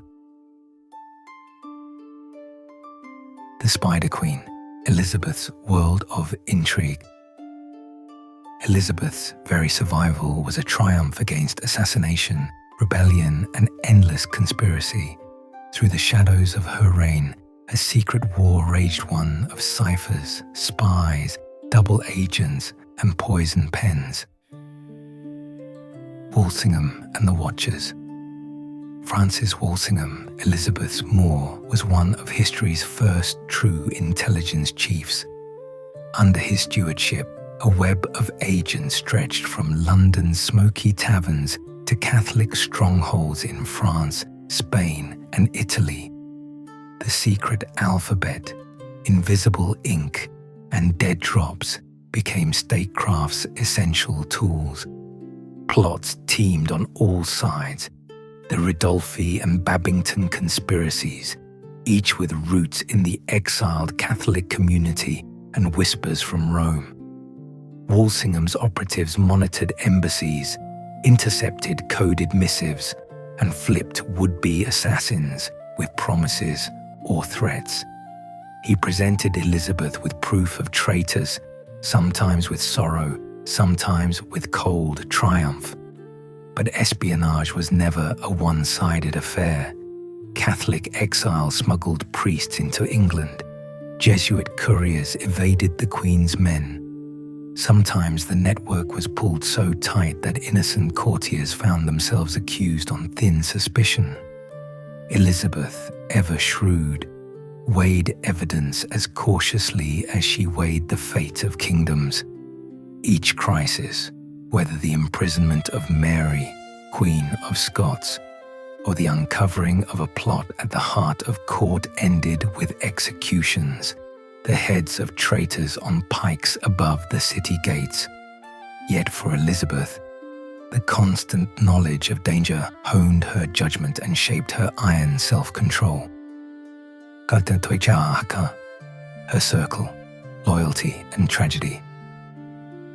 While intrigue swirled outside the court, within her palaces were men and women whose lives were drawn irrevocably into her orbit. William Cecil, Master of State. For 40 years, William Cecil, Lord Burghley, was Elizabeth's right-hand pragmatic, fiercely loyal, never letting ambition blind his conscience. He managed state papers, balanced the Privy Council, always aware that to serve Elizabeth was to balance the edge of a knife. His death in 1598 struck the Queen hard. Even as she mourned, she relied on his son, Robert Cecil, to preserve the machinery of state. Robert Dudley, the heart's confidant. The Queen's feelings for Robert Dudley, Earl of Leicester, remain shrouded in ambiguity and legend.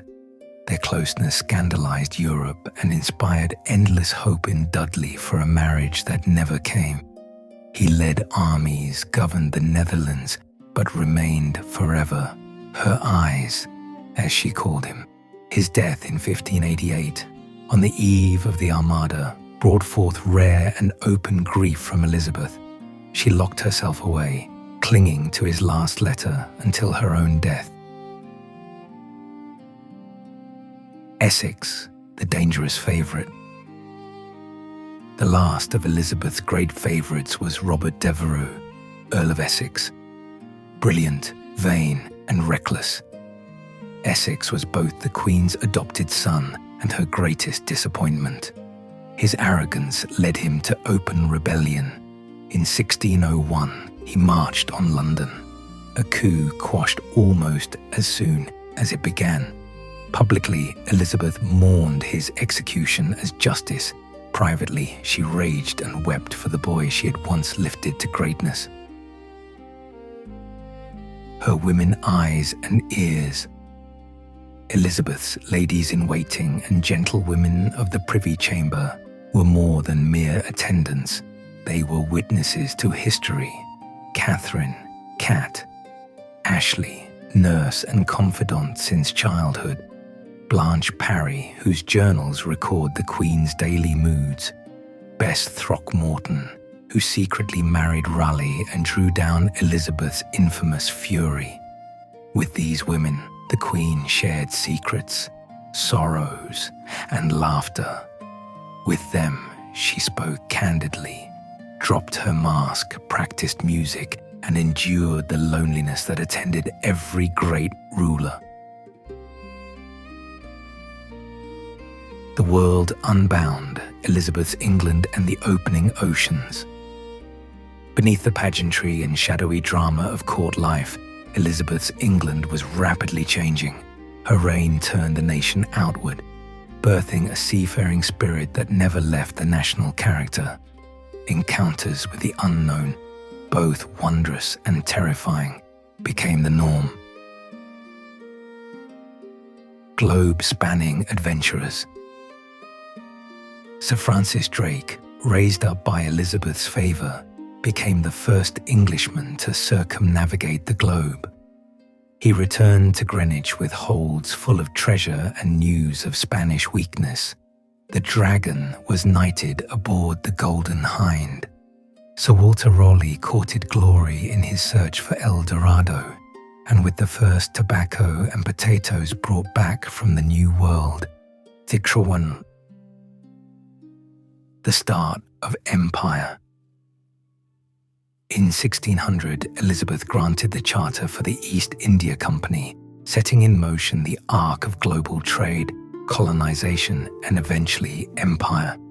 The few English settlers who braved the Atlantic in her day were the vanguard of a migration that would change the world many times over. For better and worse, the seeds of a commercial and imperial destiny were sown under her watch. Elizabeth herself often trod cautiously, balancing opportunity and risk, her approval and disapproval sometimes finely calculated to extract maximum benefit with minimum blame. Hamachas, death and the passing of heroes. As Elizabeth's reign reached its last decade, she was surrounded by absence. Old friends, advisors, and favorites died. Churches filled with the sound of funeral bells, tombs and epitaphs multiplied. In her final years, Elizabeth herself was weary and unwell. She kept to her palaces, avoided doctors, and saw fewer visitors. Her famous intellect remained, but melancholy claimed her, more often memories of Dudley, Cecil, and Essex haunting her thoughts. With her death in 1603, a chapter closed, not just for a person or dynasty, but for a world. New England, Protestant and imaginative, would emerge from her long shadow and begin its own journey. The living tapestry. Elizabeth's spirit never truly left. In every spy who serves the crown, in every ambassador fluent in subtext, in every English explorer pushing at the limits of the known, the pattern of her rule endures. Craft, courage, learning, and adaptability, these are the gifts of the Virgin Queen. Her age remains a mirror and a caution, testimony to what one person armed with will and vision can shape, even when the world is against her. The Queen's touch. Elizabeth among her people. Though the upper echelons of court and council shimmered with intrigue and ambition, Elizabeth was ever attuned to the pulse of her people. She understood better than any predecessor that monarch and subject were entwined in an unwritten pact. The pageantry of her annual progresses, journeys out from London to the countryside, wasn't mere display, but a means by which she connected to England's farmers, craftsmen, and gentry. In every market town or manor, she bestowed a face smiling, regal, alive upon the monarchy.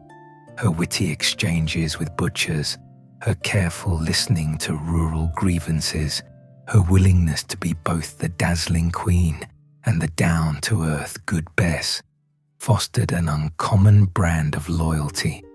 Portrait miniatures and woodcuts of her image, cherished in cottagers' homes, became talismans of hope during plague and bad harvest. She also responded sometimes with mercy, sometimes with stern authority to petitions and riot.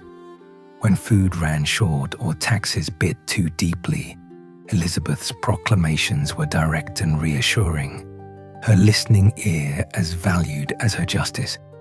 She knew the price of bread as well as the cost of soldiers. Chakowunskaying, Elizabeth and the wider world, adversaries and allies. To Catholic Europe, Elizabeth was both enigma and adversary. Her rejection of Philip II's suit and her firm Protestantism made her the target of Spanish fury. Yet behind her prudent defense, she wove alliances in France. She found opportunity in their wars.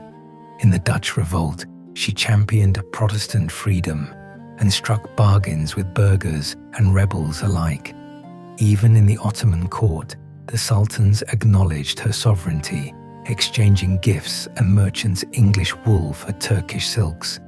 Her letters carried with fanfare by ambassadors who marveled at the English queen whose hands rule the sea. Ships flying the Red Cross of St. George appeared in harbors from Tangier to Archangel, finding trade where previously there had been isolation. For decades, Rome attempted to undermine her position. Excommunication by Pope Pius V in 1570 emboldened plots from the airless cells beneath the tower to distant seminaries in Spain, Ireland, and northern Italy. Yet Elizabeth's endurance, combined with her formidable intelligence network, defeated every threat. When she died peacefully after nearly half a century, the world was forced to accept that England had not only survived but flourished under a woman some had called illegitimate and doomed. Chokeswe, the succession and the birth of a new age. Elizabeth never publicly named her successor, but her final days told all who watched that James X of Scotland was her chosen heir. The transition, remarkably smooth in an age that had seen so much turmoil, shocked Europe. The Stuarts inherited a larger, more stable, and more outward-looking nation than any Tudor before. The rituals of mourning in 1603 were extravagant. Poets, preachers, and even former adversaries eulogized Gloriana, while theatre companies and chroniclers began the work of myth-making. In the years that followed, those who missed her order and vision invoked her name, not only to recall past glories, but to critique the excesses or errors of the new regime.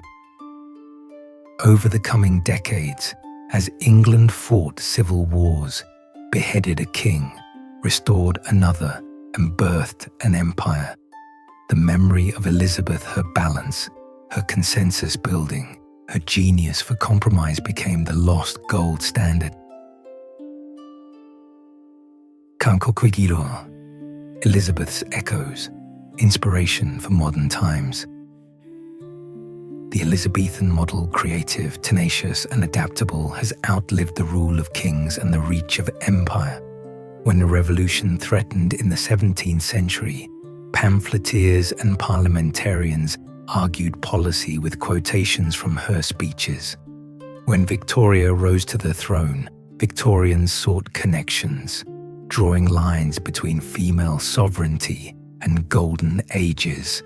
In both world wars, her example as the nation's defender in crisis was unforgettably present in propaganda, film, and public memory. In contemporary Britain and beyond, the Queen's myth endures in literature, film, and daily language. A second Elizabethan age described the reign of Elizabeth II, and every English schoolchild learns of the Queen who stood against the world and whose very flaws made her, in some sense, one of them. Even now, feminist scholars, playwrights, historians, a novelist returned to her life as a proving ground for ideas about gender, destiny, and rule.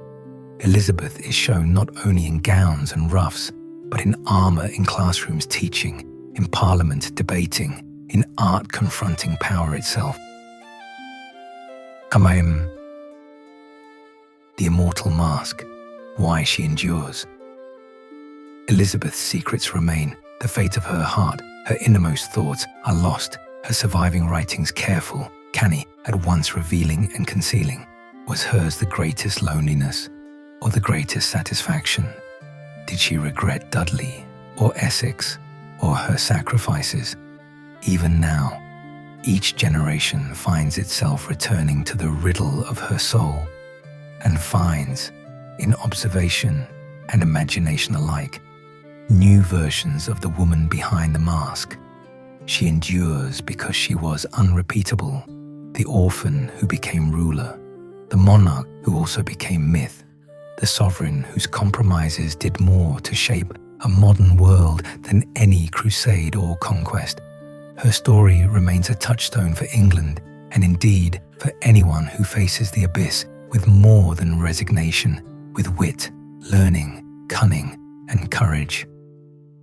Chat de Courgette, Francis Drake and the Sea Dogs. Sir Francis Drake, one of Elizabeth's most dazzling subjects, epitomized the daring that her reign summoned. The Queen's wager on the dragon, as the Spanish called him, paid dividends in treasure, strategic intelligence, and legend. Elizabeth famously knighted him on the deck of the Golden Hind, transforming a privateer into a national hero. Drake's exploits were not just exercises in piracy. They projected English power into Atlantic and Pacific waters for the first time. Drake's final voyage would end in disappointment, unable to take Spanish possessions anew. He died of disease off the coast of Panama. Yet even in death, he was celebrated in ballad and memory as the Queen's champion and the one who first made Englishmen believe they could match or outdo their continental rivals. Walter Raleigh, ambition and disgrace. A favorite at court, courtier poet and restless explorer, Sir Walter Raleigh rose swiftly in Elizabeth's esteem through wit and bold innovation. Legend holds he once spread his cloak to spare the Queen's feet from muddy ground. Raleigh's colonial experiments, such as the ill-fated Roanoke colony, charted a course toward future settlement in the Americas. Yet Raleigh's marriage to Elizabeth Throckmorton, one of the Queen's maids, without royal permission, was to Elizabeth both personal betrayal and a political threat. He was imprisoned, his fortunes waxed and waned, and under James the Fuggaze his enemies triumphed. Raleigh's execution in 1618 marked the final eclipse of Elizabeth's sea dog generation. Yet his writings and legends inspired explorers and dreamers for centuries. Mary, Queen of Scots, tragic rival. The drama of Mary Stuart haunted Elizabeth's reign and has coloured its memory ever since. Cousins by blood, rivals by circumstance, their fates entwined like the tragic heroines of ancient myth. Mary's beauty, her claim to the throne, and her Catholic faith were magnets for enemies of Elizabeth. Conspiracies flourished wherever Mary was kept.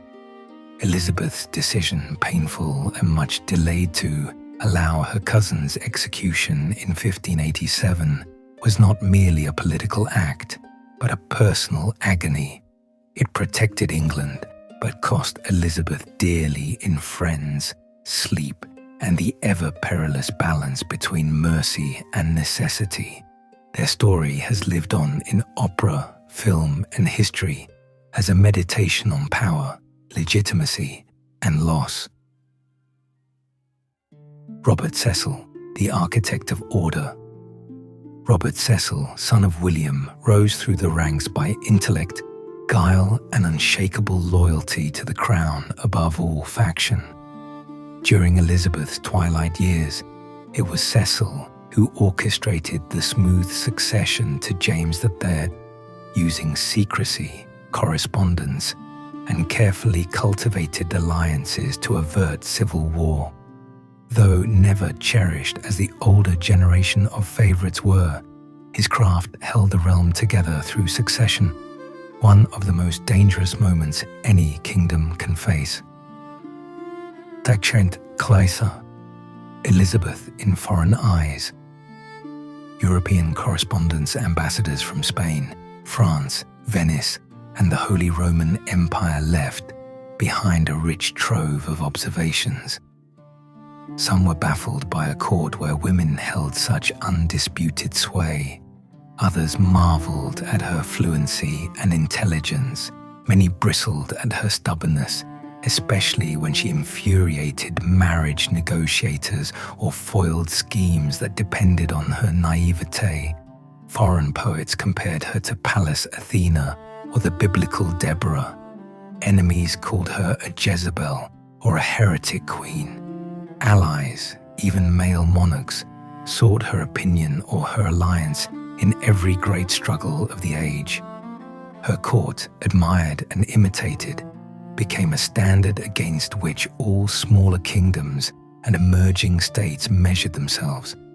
She was the first English monarch to be truly European, and the first of a new kind of world ruler, shaped by the cosmopolitan age she ushered in. Tranquility, the long shadow, Elizabeth's afterlife in Britain and beyond. As the English language spread, as Shakespeare's plays crossed borders, so too did the Elizabethan image.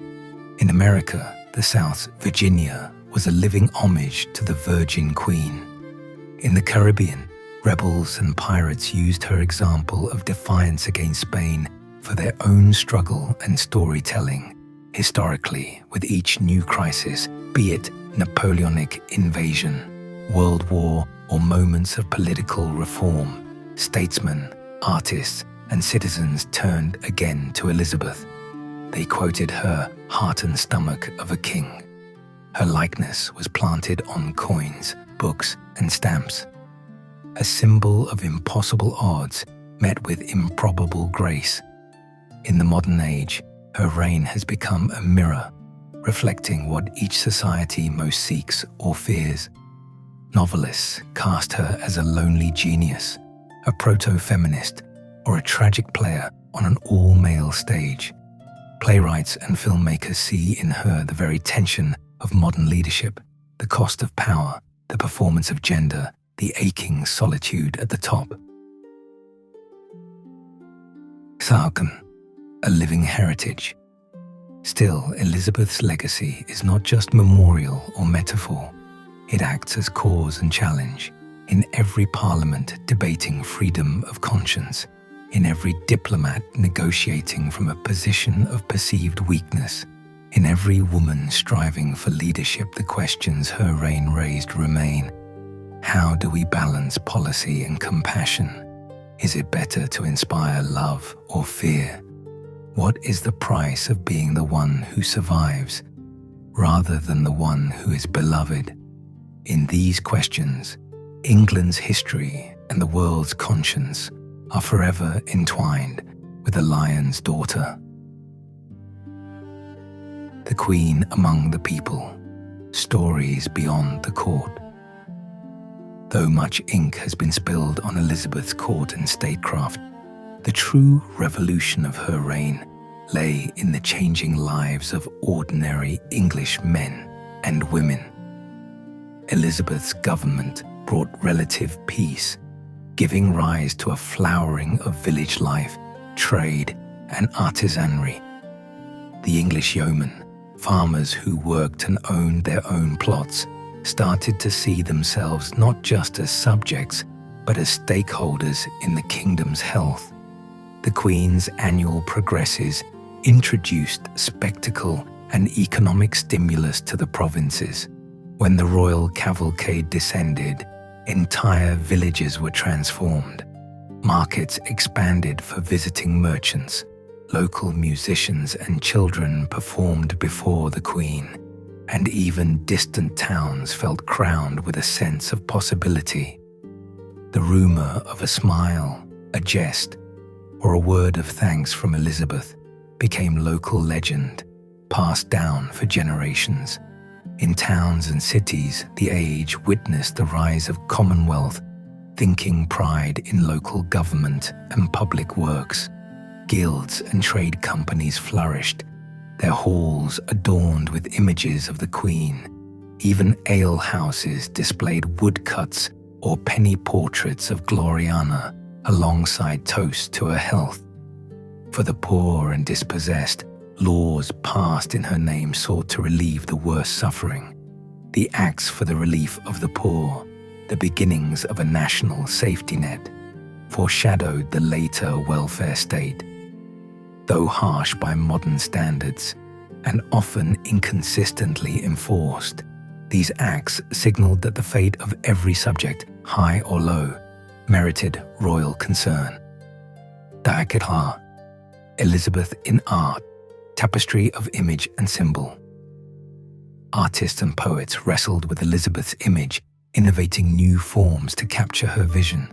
Portrait painters surrounded her with celestial symbols, pearls for chastity, globes for domination, ermine for justice, and phoenixes for resurrection. The rainbow portrait cast her as a goddess of renewal, commanding the world's fate. Elizabeth's use of iconography was unprecedented. She understood the message a jeweled headpiece or a cloak of eyes could send to allies and adversaries alike.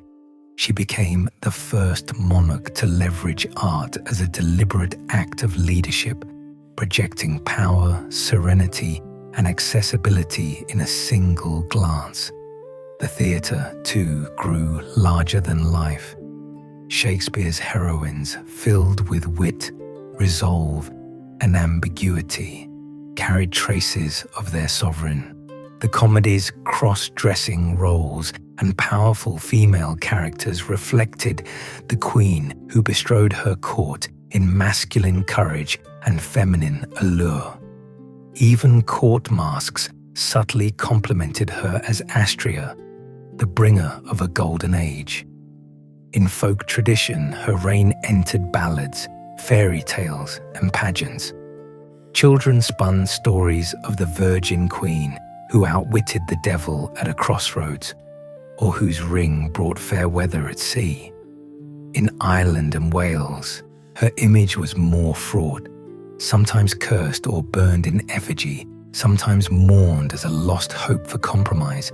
Such contradictions became part of her worldwide myth. Taakithakin, Elizabeth and the tradition of female power. Elizabeth's example cracked the mold. For centuries afterward, her reign became Exhibit A in arguments about women's capacity for statecraft. She was cited by suffrage campaigners in the 19th and 20th centuries. Her speeches, consistently foregrounding intellect over passion and country above comfort, were recited by orators seeking to prove that a woman's mind could match any man's. In literature, Elizabeth became a touchstone for powerful women. Virginia Woolf invoked her in Orlando. Elizabeth's rhetorical strategies inspired or informed Clytemnestra, Lady Macbeth, and countless queens in fiction and drama. In the aftermath of World War II, as women entered parliaments and cabinets, Elizabeth reappeared, not just as a sovereign, but as a universal symbol of rising above prejudice and exclusion. In the 21st century, academic and popular works alike continue to debate her legacy. Was she a proto-feminist, a solitary operator who internalized the world's limits? Or was her reign an anomaly, not a model? New research always draws her in human complexity, powerful and vulnerable, charismatic and cautious, haunted and heroic, Saignum. Into the future, Elizabeth's enduring question. As the world faces its own storms of faith, governance, and destiny, Elizabeth's story returns again and again. She's invoked as a mirror, reminding us to rise above faction, to value wisdom and craft, to seek greatness through balance rather than extremity.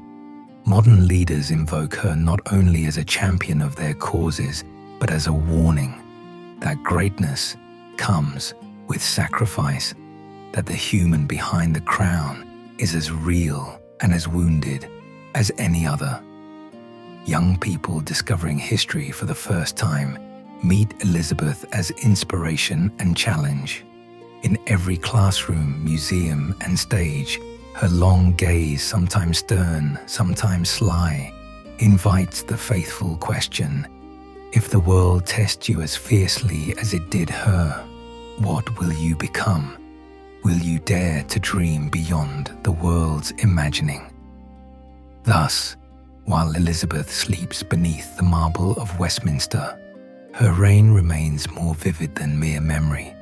Her life is a living thread, woven through centuries, drawing us forever back to the heart of courage, vision, and endurance.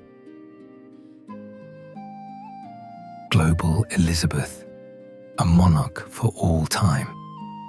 Elizabeth's legacy, already boundless in England, rippled outward across the Atlantic through the empire her charter helped birth and into every country dreaming freedom, self-rule, or the alchemy of tradition and change.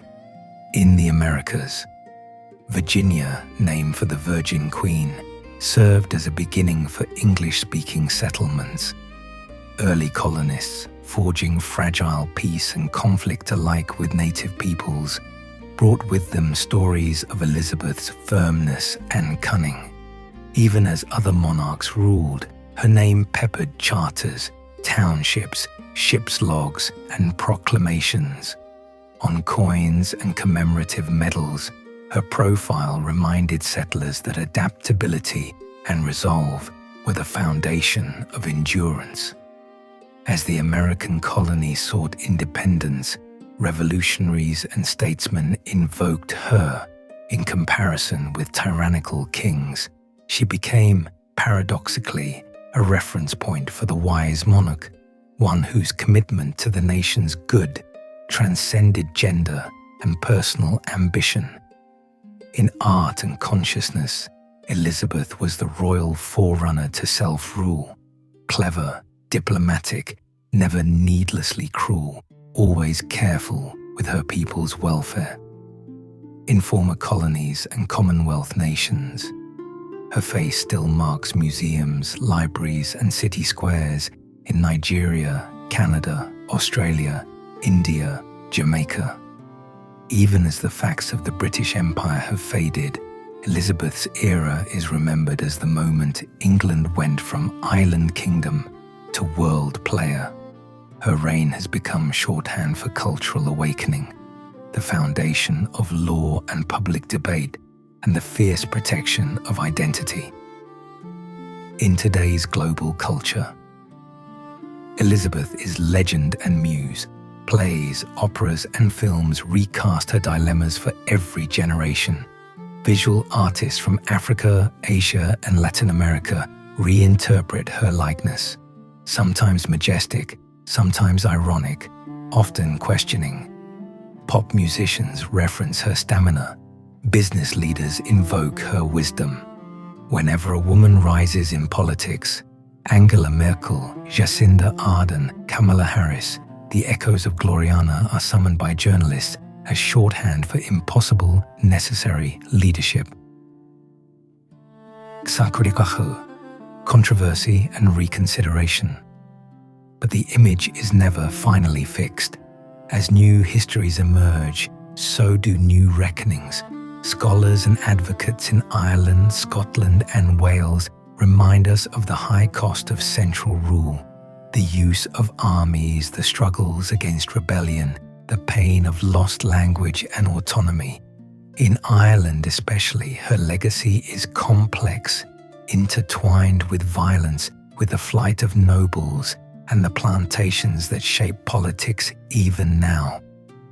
Post-colonial writers ask whether Elizabeth's vision, built on expansion and trade, unleashed shadows as well as light. Yet even these debates attest to her reign's living, magnetic power. She is claimed, challenged, recast by every generation and every cause, capable of bearing the weight of contradiction and hope alike. Myth and the human story. Through all, Elizabeth stands as more than a monarch. She is a prism through which the human story is retold. As the orphan, she shows the loneliness of power and the endurance of spirit. As a woman, she embodies the creativity demanded of those who must battle the prejudices of their world. As a ruler, she balances mercy with firmness, listening with command. As legend, she becomes an emblem not only for queens and statesmen, but for every person tested by fate, forced to create their own identity and destiny. Dagetarn, immortal lines, the world's pen and stage. In every century since her death, Elizabeth has inspired new art. Poets and novelists, from John Milton to Virginia Woolf and beyond, summon her as symbol, speaking to their age through her dilemmas and victories. Dramatists and directors reinvent her, whether in the opulent theatres of the Restoration or the cinemas of today. Directors cast her as villain or saint, strategist or tragic soul, each finding relevance for their own moment. Historian and biographers unveil ever more detail, her letters, her thoughts late at night, the way she held a council or sparred with Shakespeare himself. Digital creators now proliferate her image through memes, podcasts, YouTube documentaries. The digital world, as fascinated as Elizabethans once were by miniatures and masks. Wherever language is debated, wherever endurance is tested, wherever tradition is revived or revolution imagined, Elizabeth's shining, complicated memory presides, a reminder of the endless, perilous task of forging a nation and a self. Takuswanasans into new ages, Elizabeth's mirror. In a modern world strained by change and discord, her life stands as a mirror. Her refusal to yield to fear, to pressure, to disaster remains a model for courageous leadership. Her humility and humor in the face of pain remind rulers and the ruled alike not to trust in glamour alone, but in the day's hard-won wisdom. She lives in every challenge to speak truth to power, every act of creative statecraft, every hope that the past can be honored while new doors are opened. As long as dreams are dared, as long as voices long for a place in their world story, Elizabeth I endures not behind glass, but alive in the human imagination. Gaka, Elizabeth and modern feminism. Elizabeth I has become an international symbol of what women can achieve in the highest realms of power, intellect, and creativity. Throughout the 20th and 21st centuries, as movements for women's rights swept across the globe, feminists looked to Elizabeth as proof that gender, though an obstacle, is never destiny. In suffrage campaigns, her story was cited in pamphlets and speeches. If good Queen Bess ruled England with wisdom and strength, why deny her daughters the vote? As women entered universities, parliaments, and cabinets, Elizabeth's example was invoked again. Her mastery of rhetoric, her ability to command respect in all male councils, her keen intelligence and political dance. She is a frequent subject of women's studies and leadership seminars. Documentaries and biographies dissect not only her politics, but her strategies for navigating a world that expected obedience, silence, and limitation from women. Her own phrase, "Though I have the body of a weak and feeble woman, I have the heart and stomach of a king," is quoted from classrooms to presidential campaigns to protest signs, a shorthand for female resolve against prejudice. Young women in England and worldwide see her as a complex role model. Not only did she survive in a pitiless world, but she turned its weapons to her use. Never a pawn, always the player. The Queen in popular culture. Elizabeth's story is one of the most retold in contemporary media.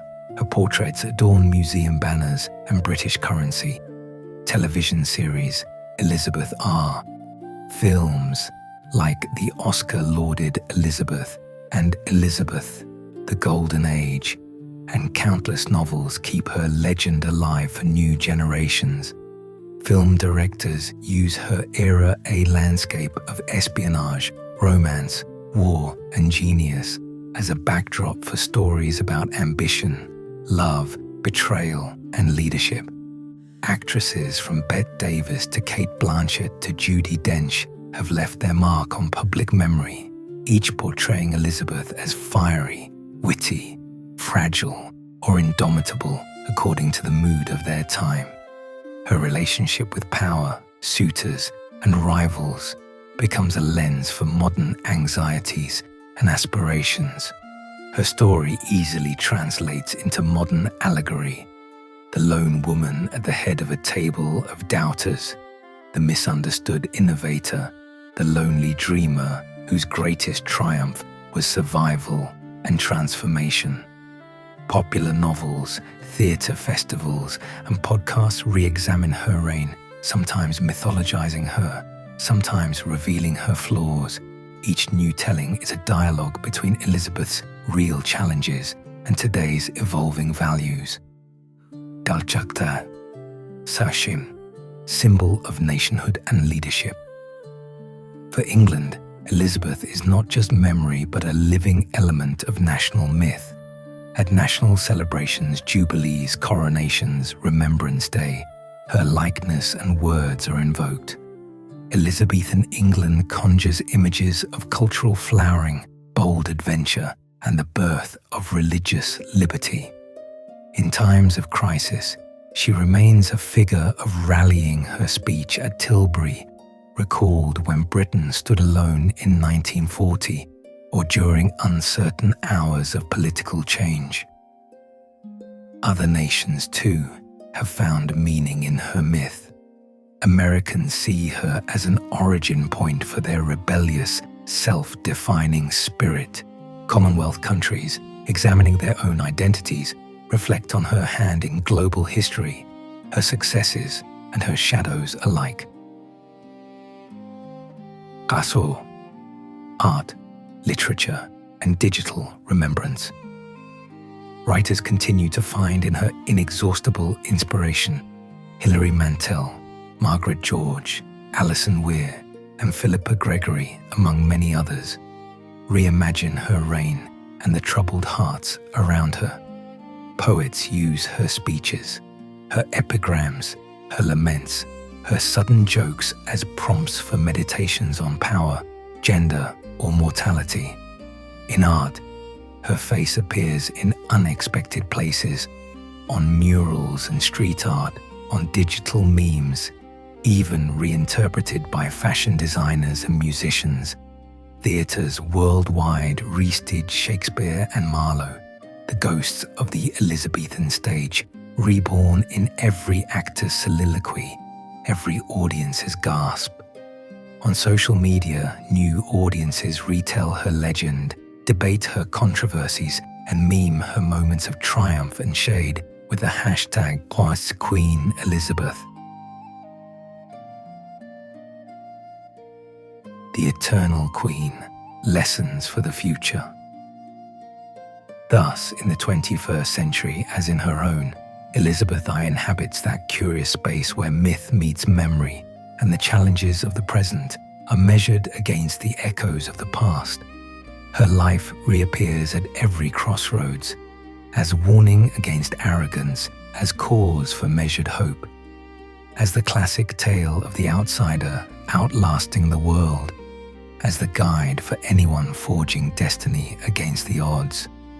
She remains, above all, the monarch who chose cunning over brute force, who valued words as dearly as steel, whose only child was her people, and whose greatest bequest was not gold or empire, but courage and vision.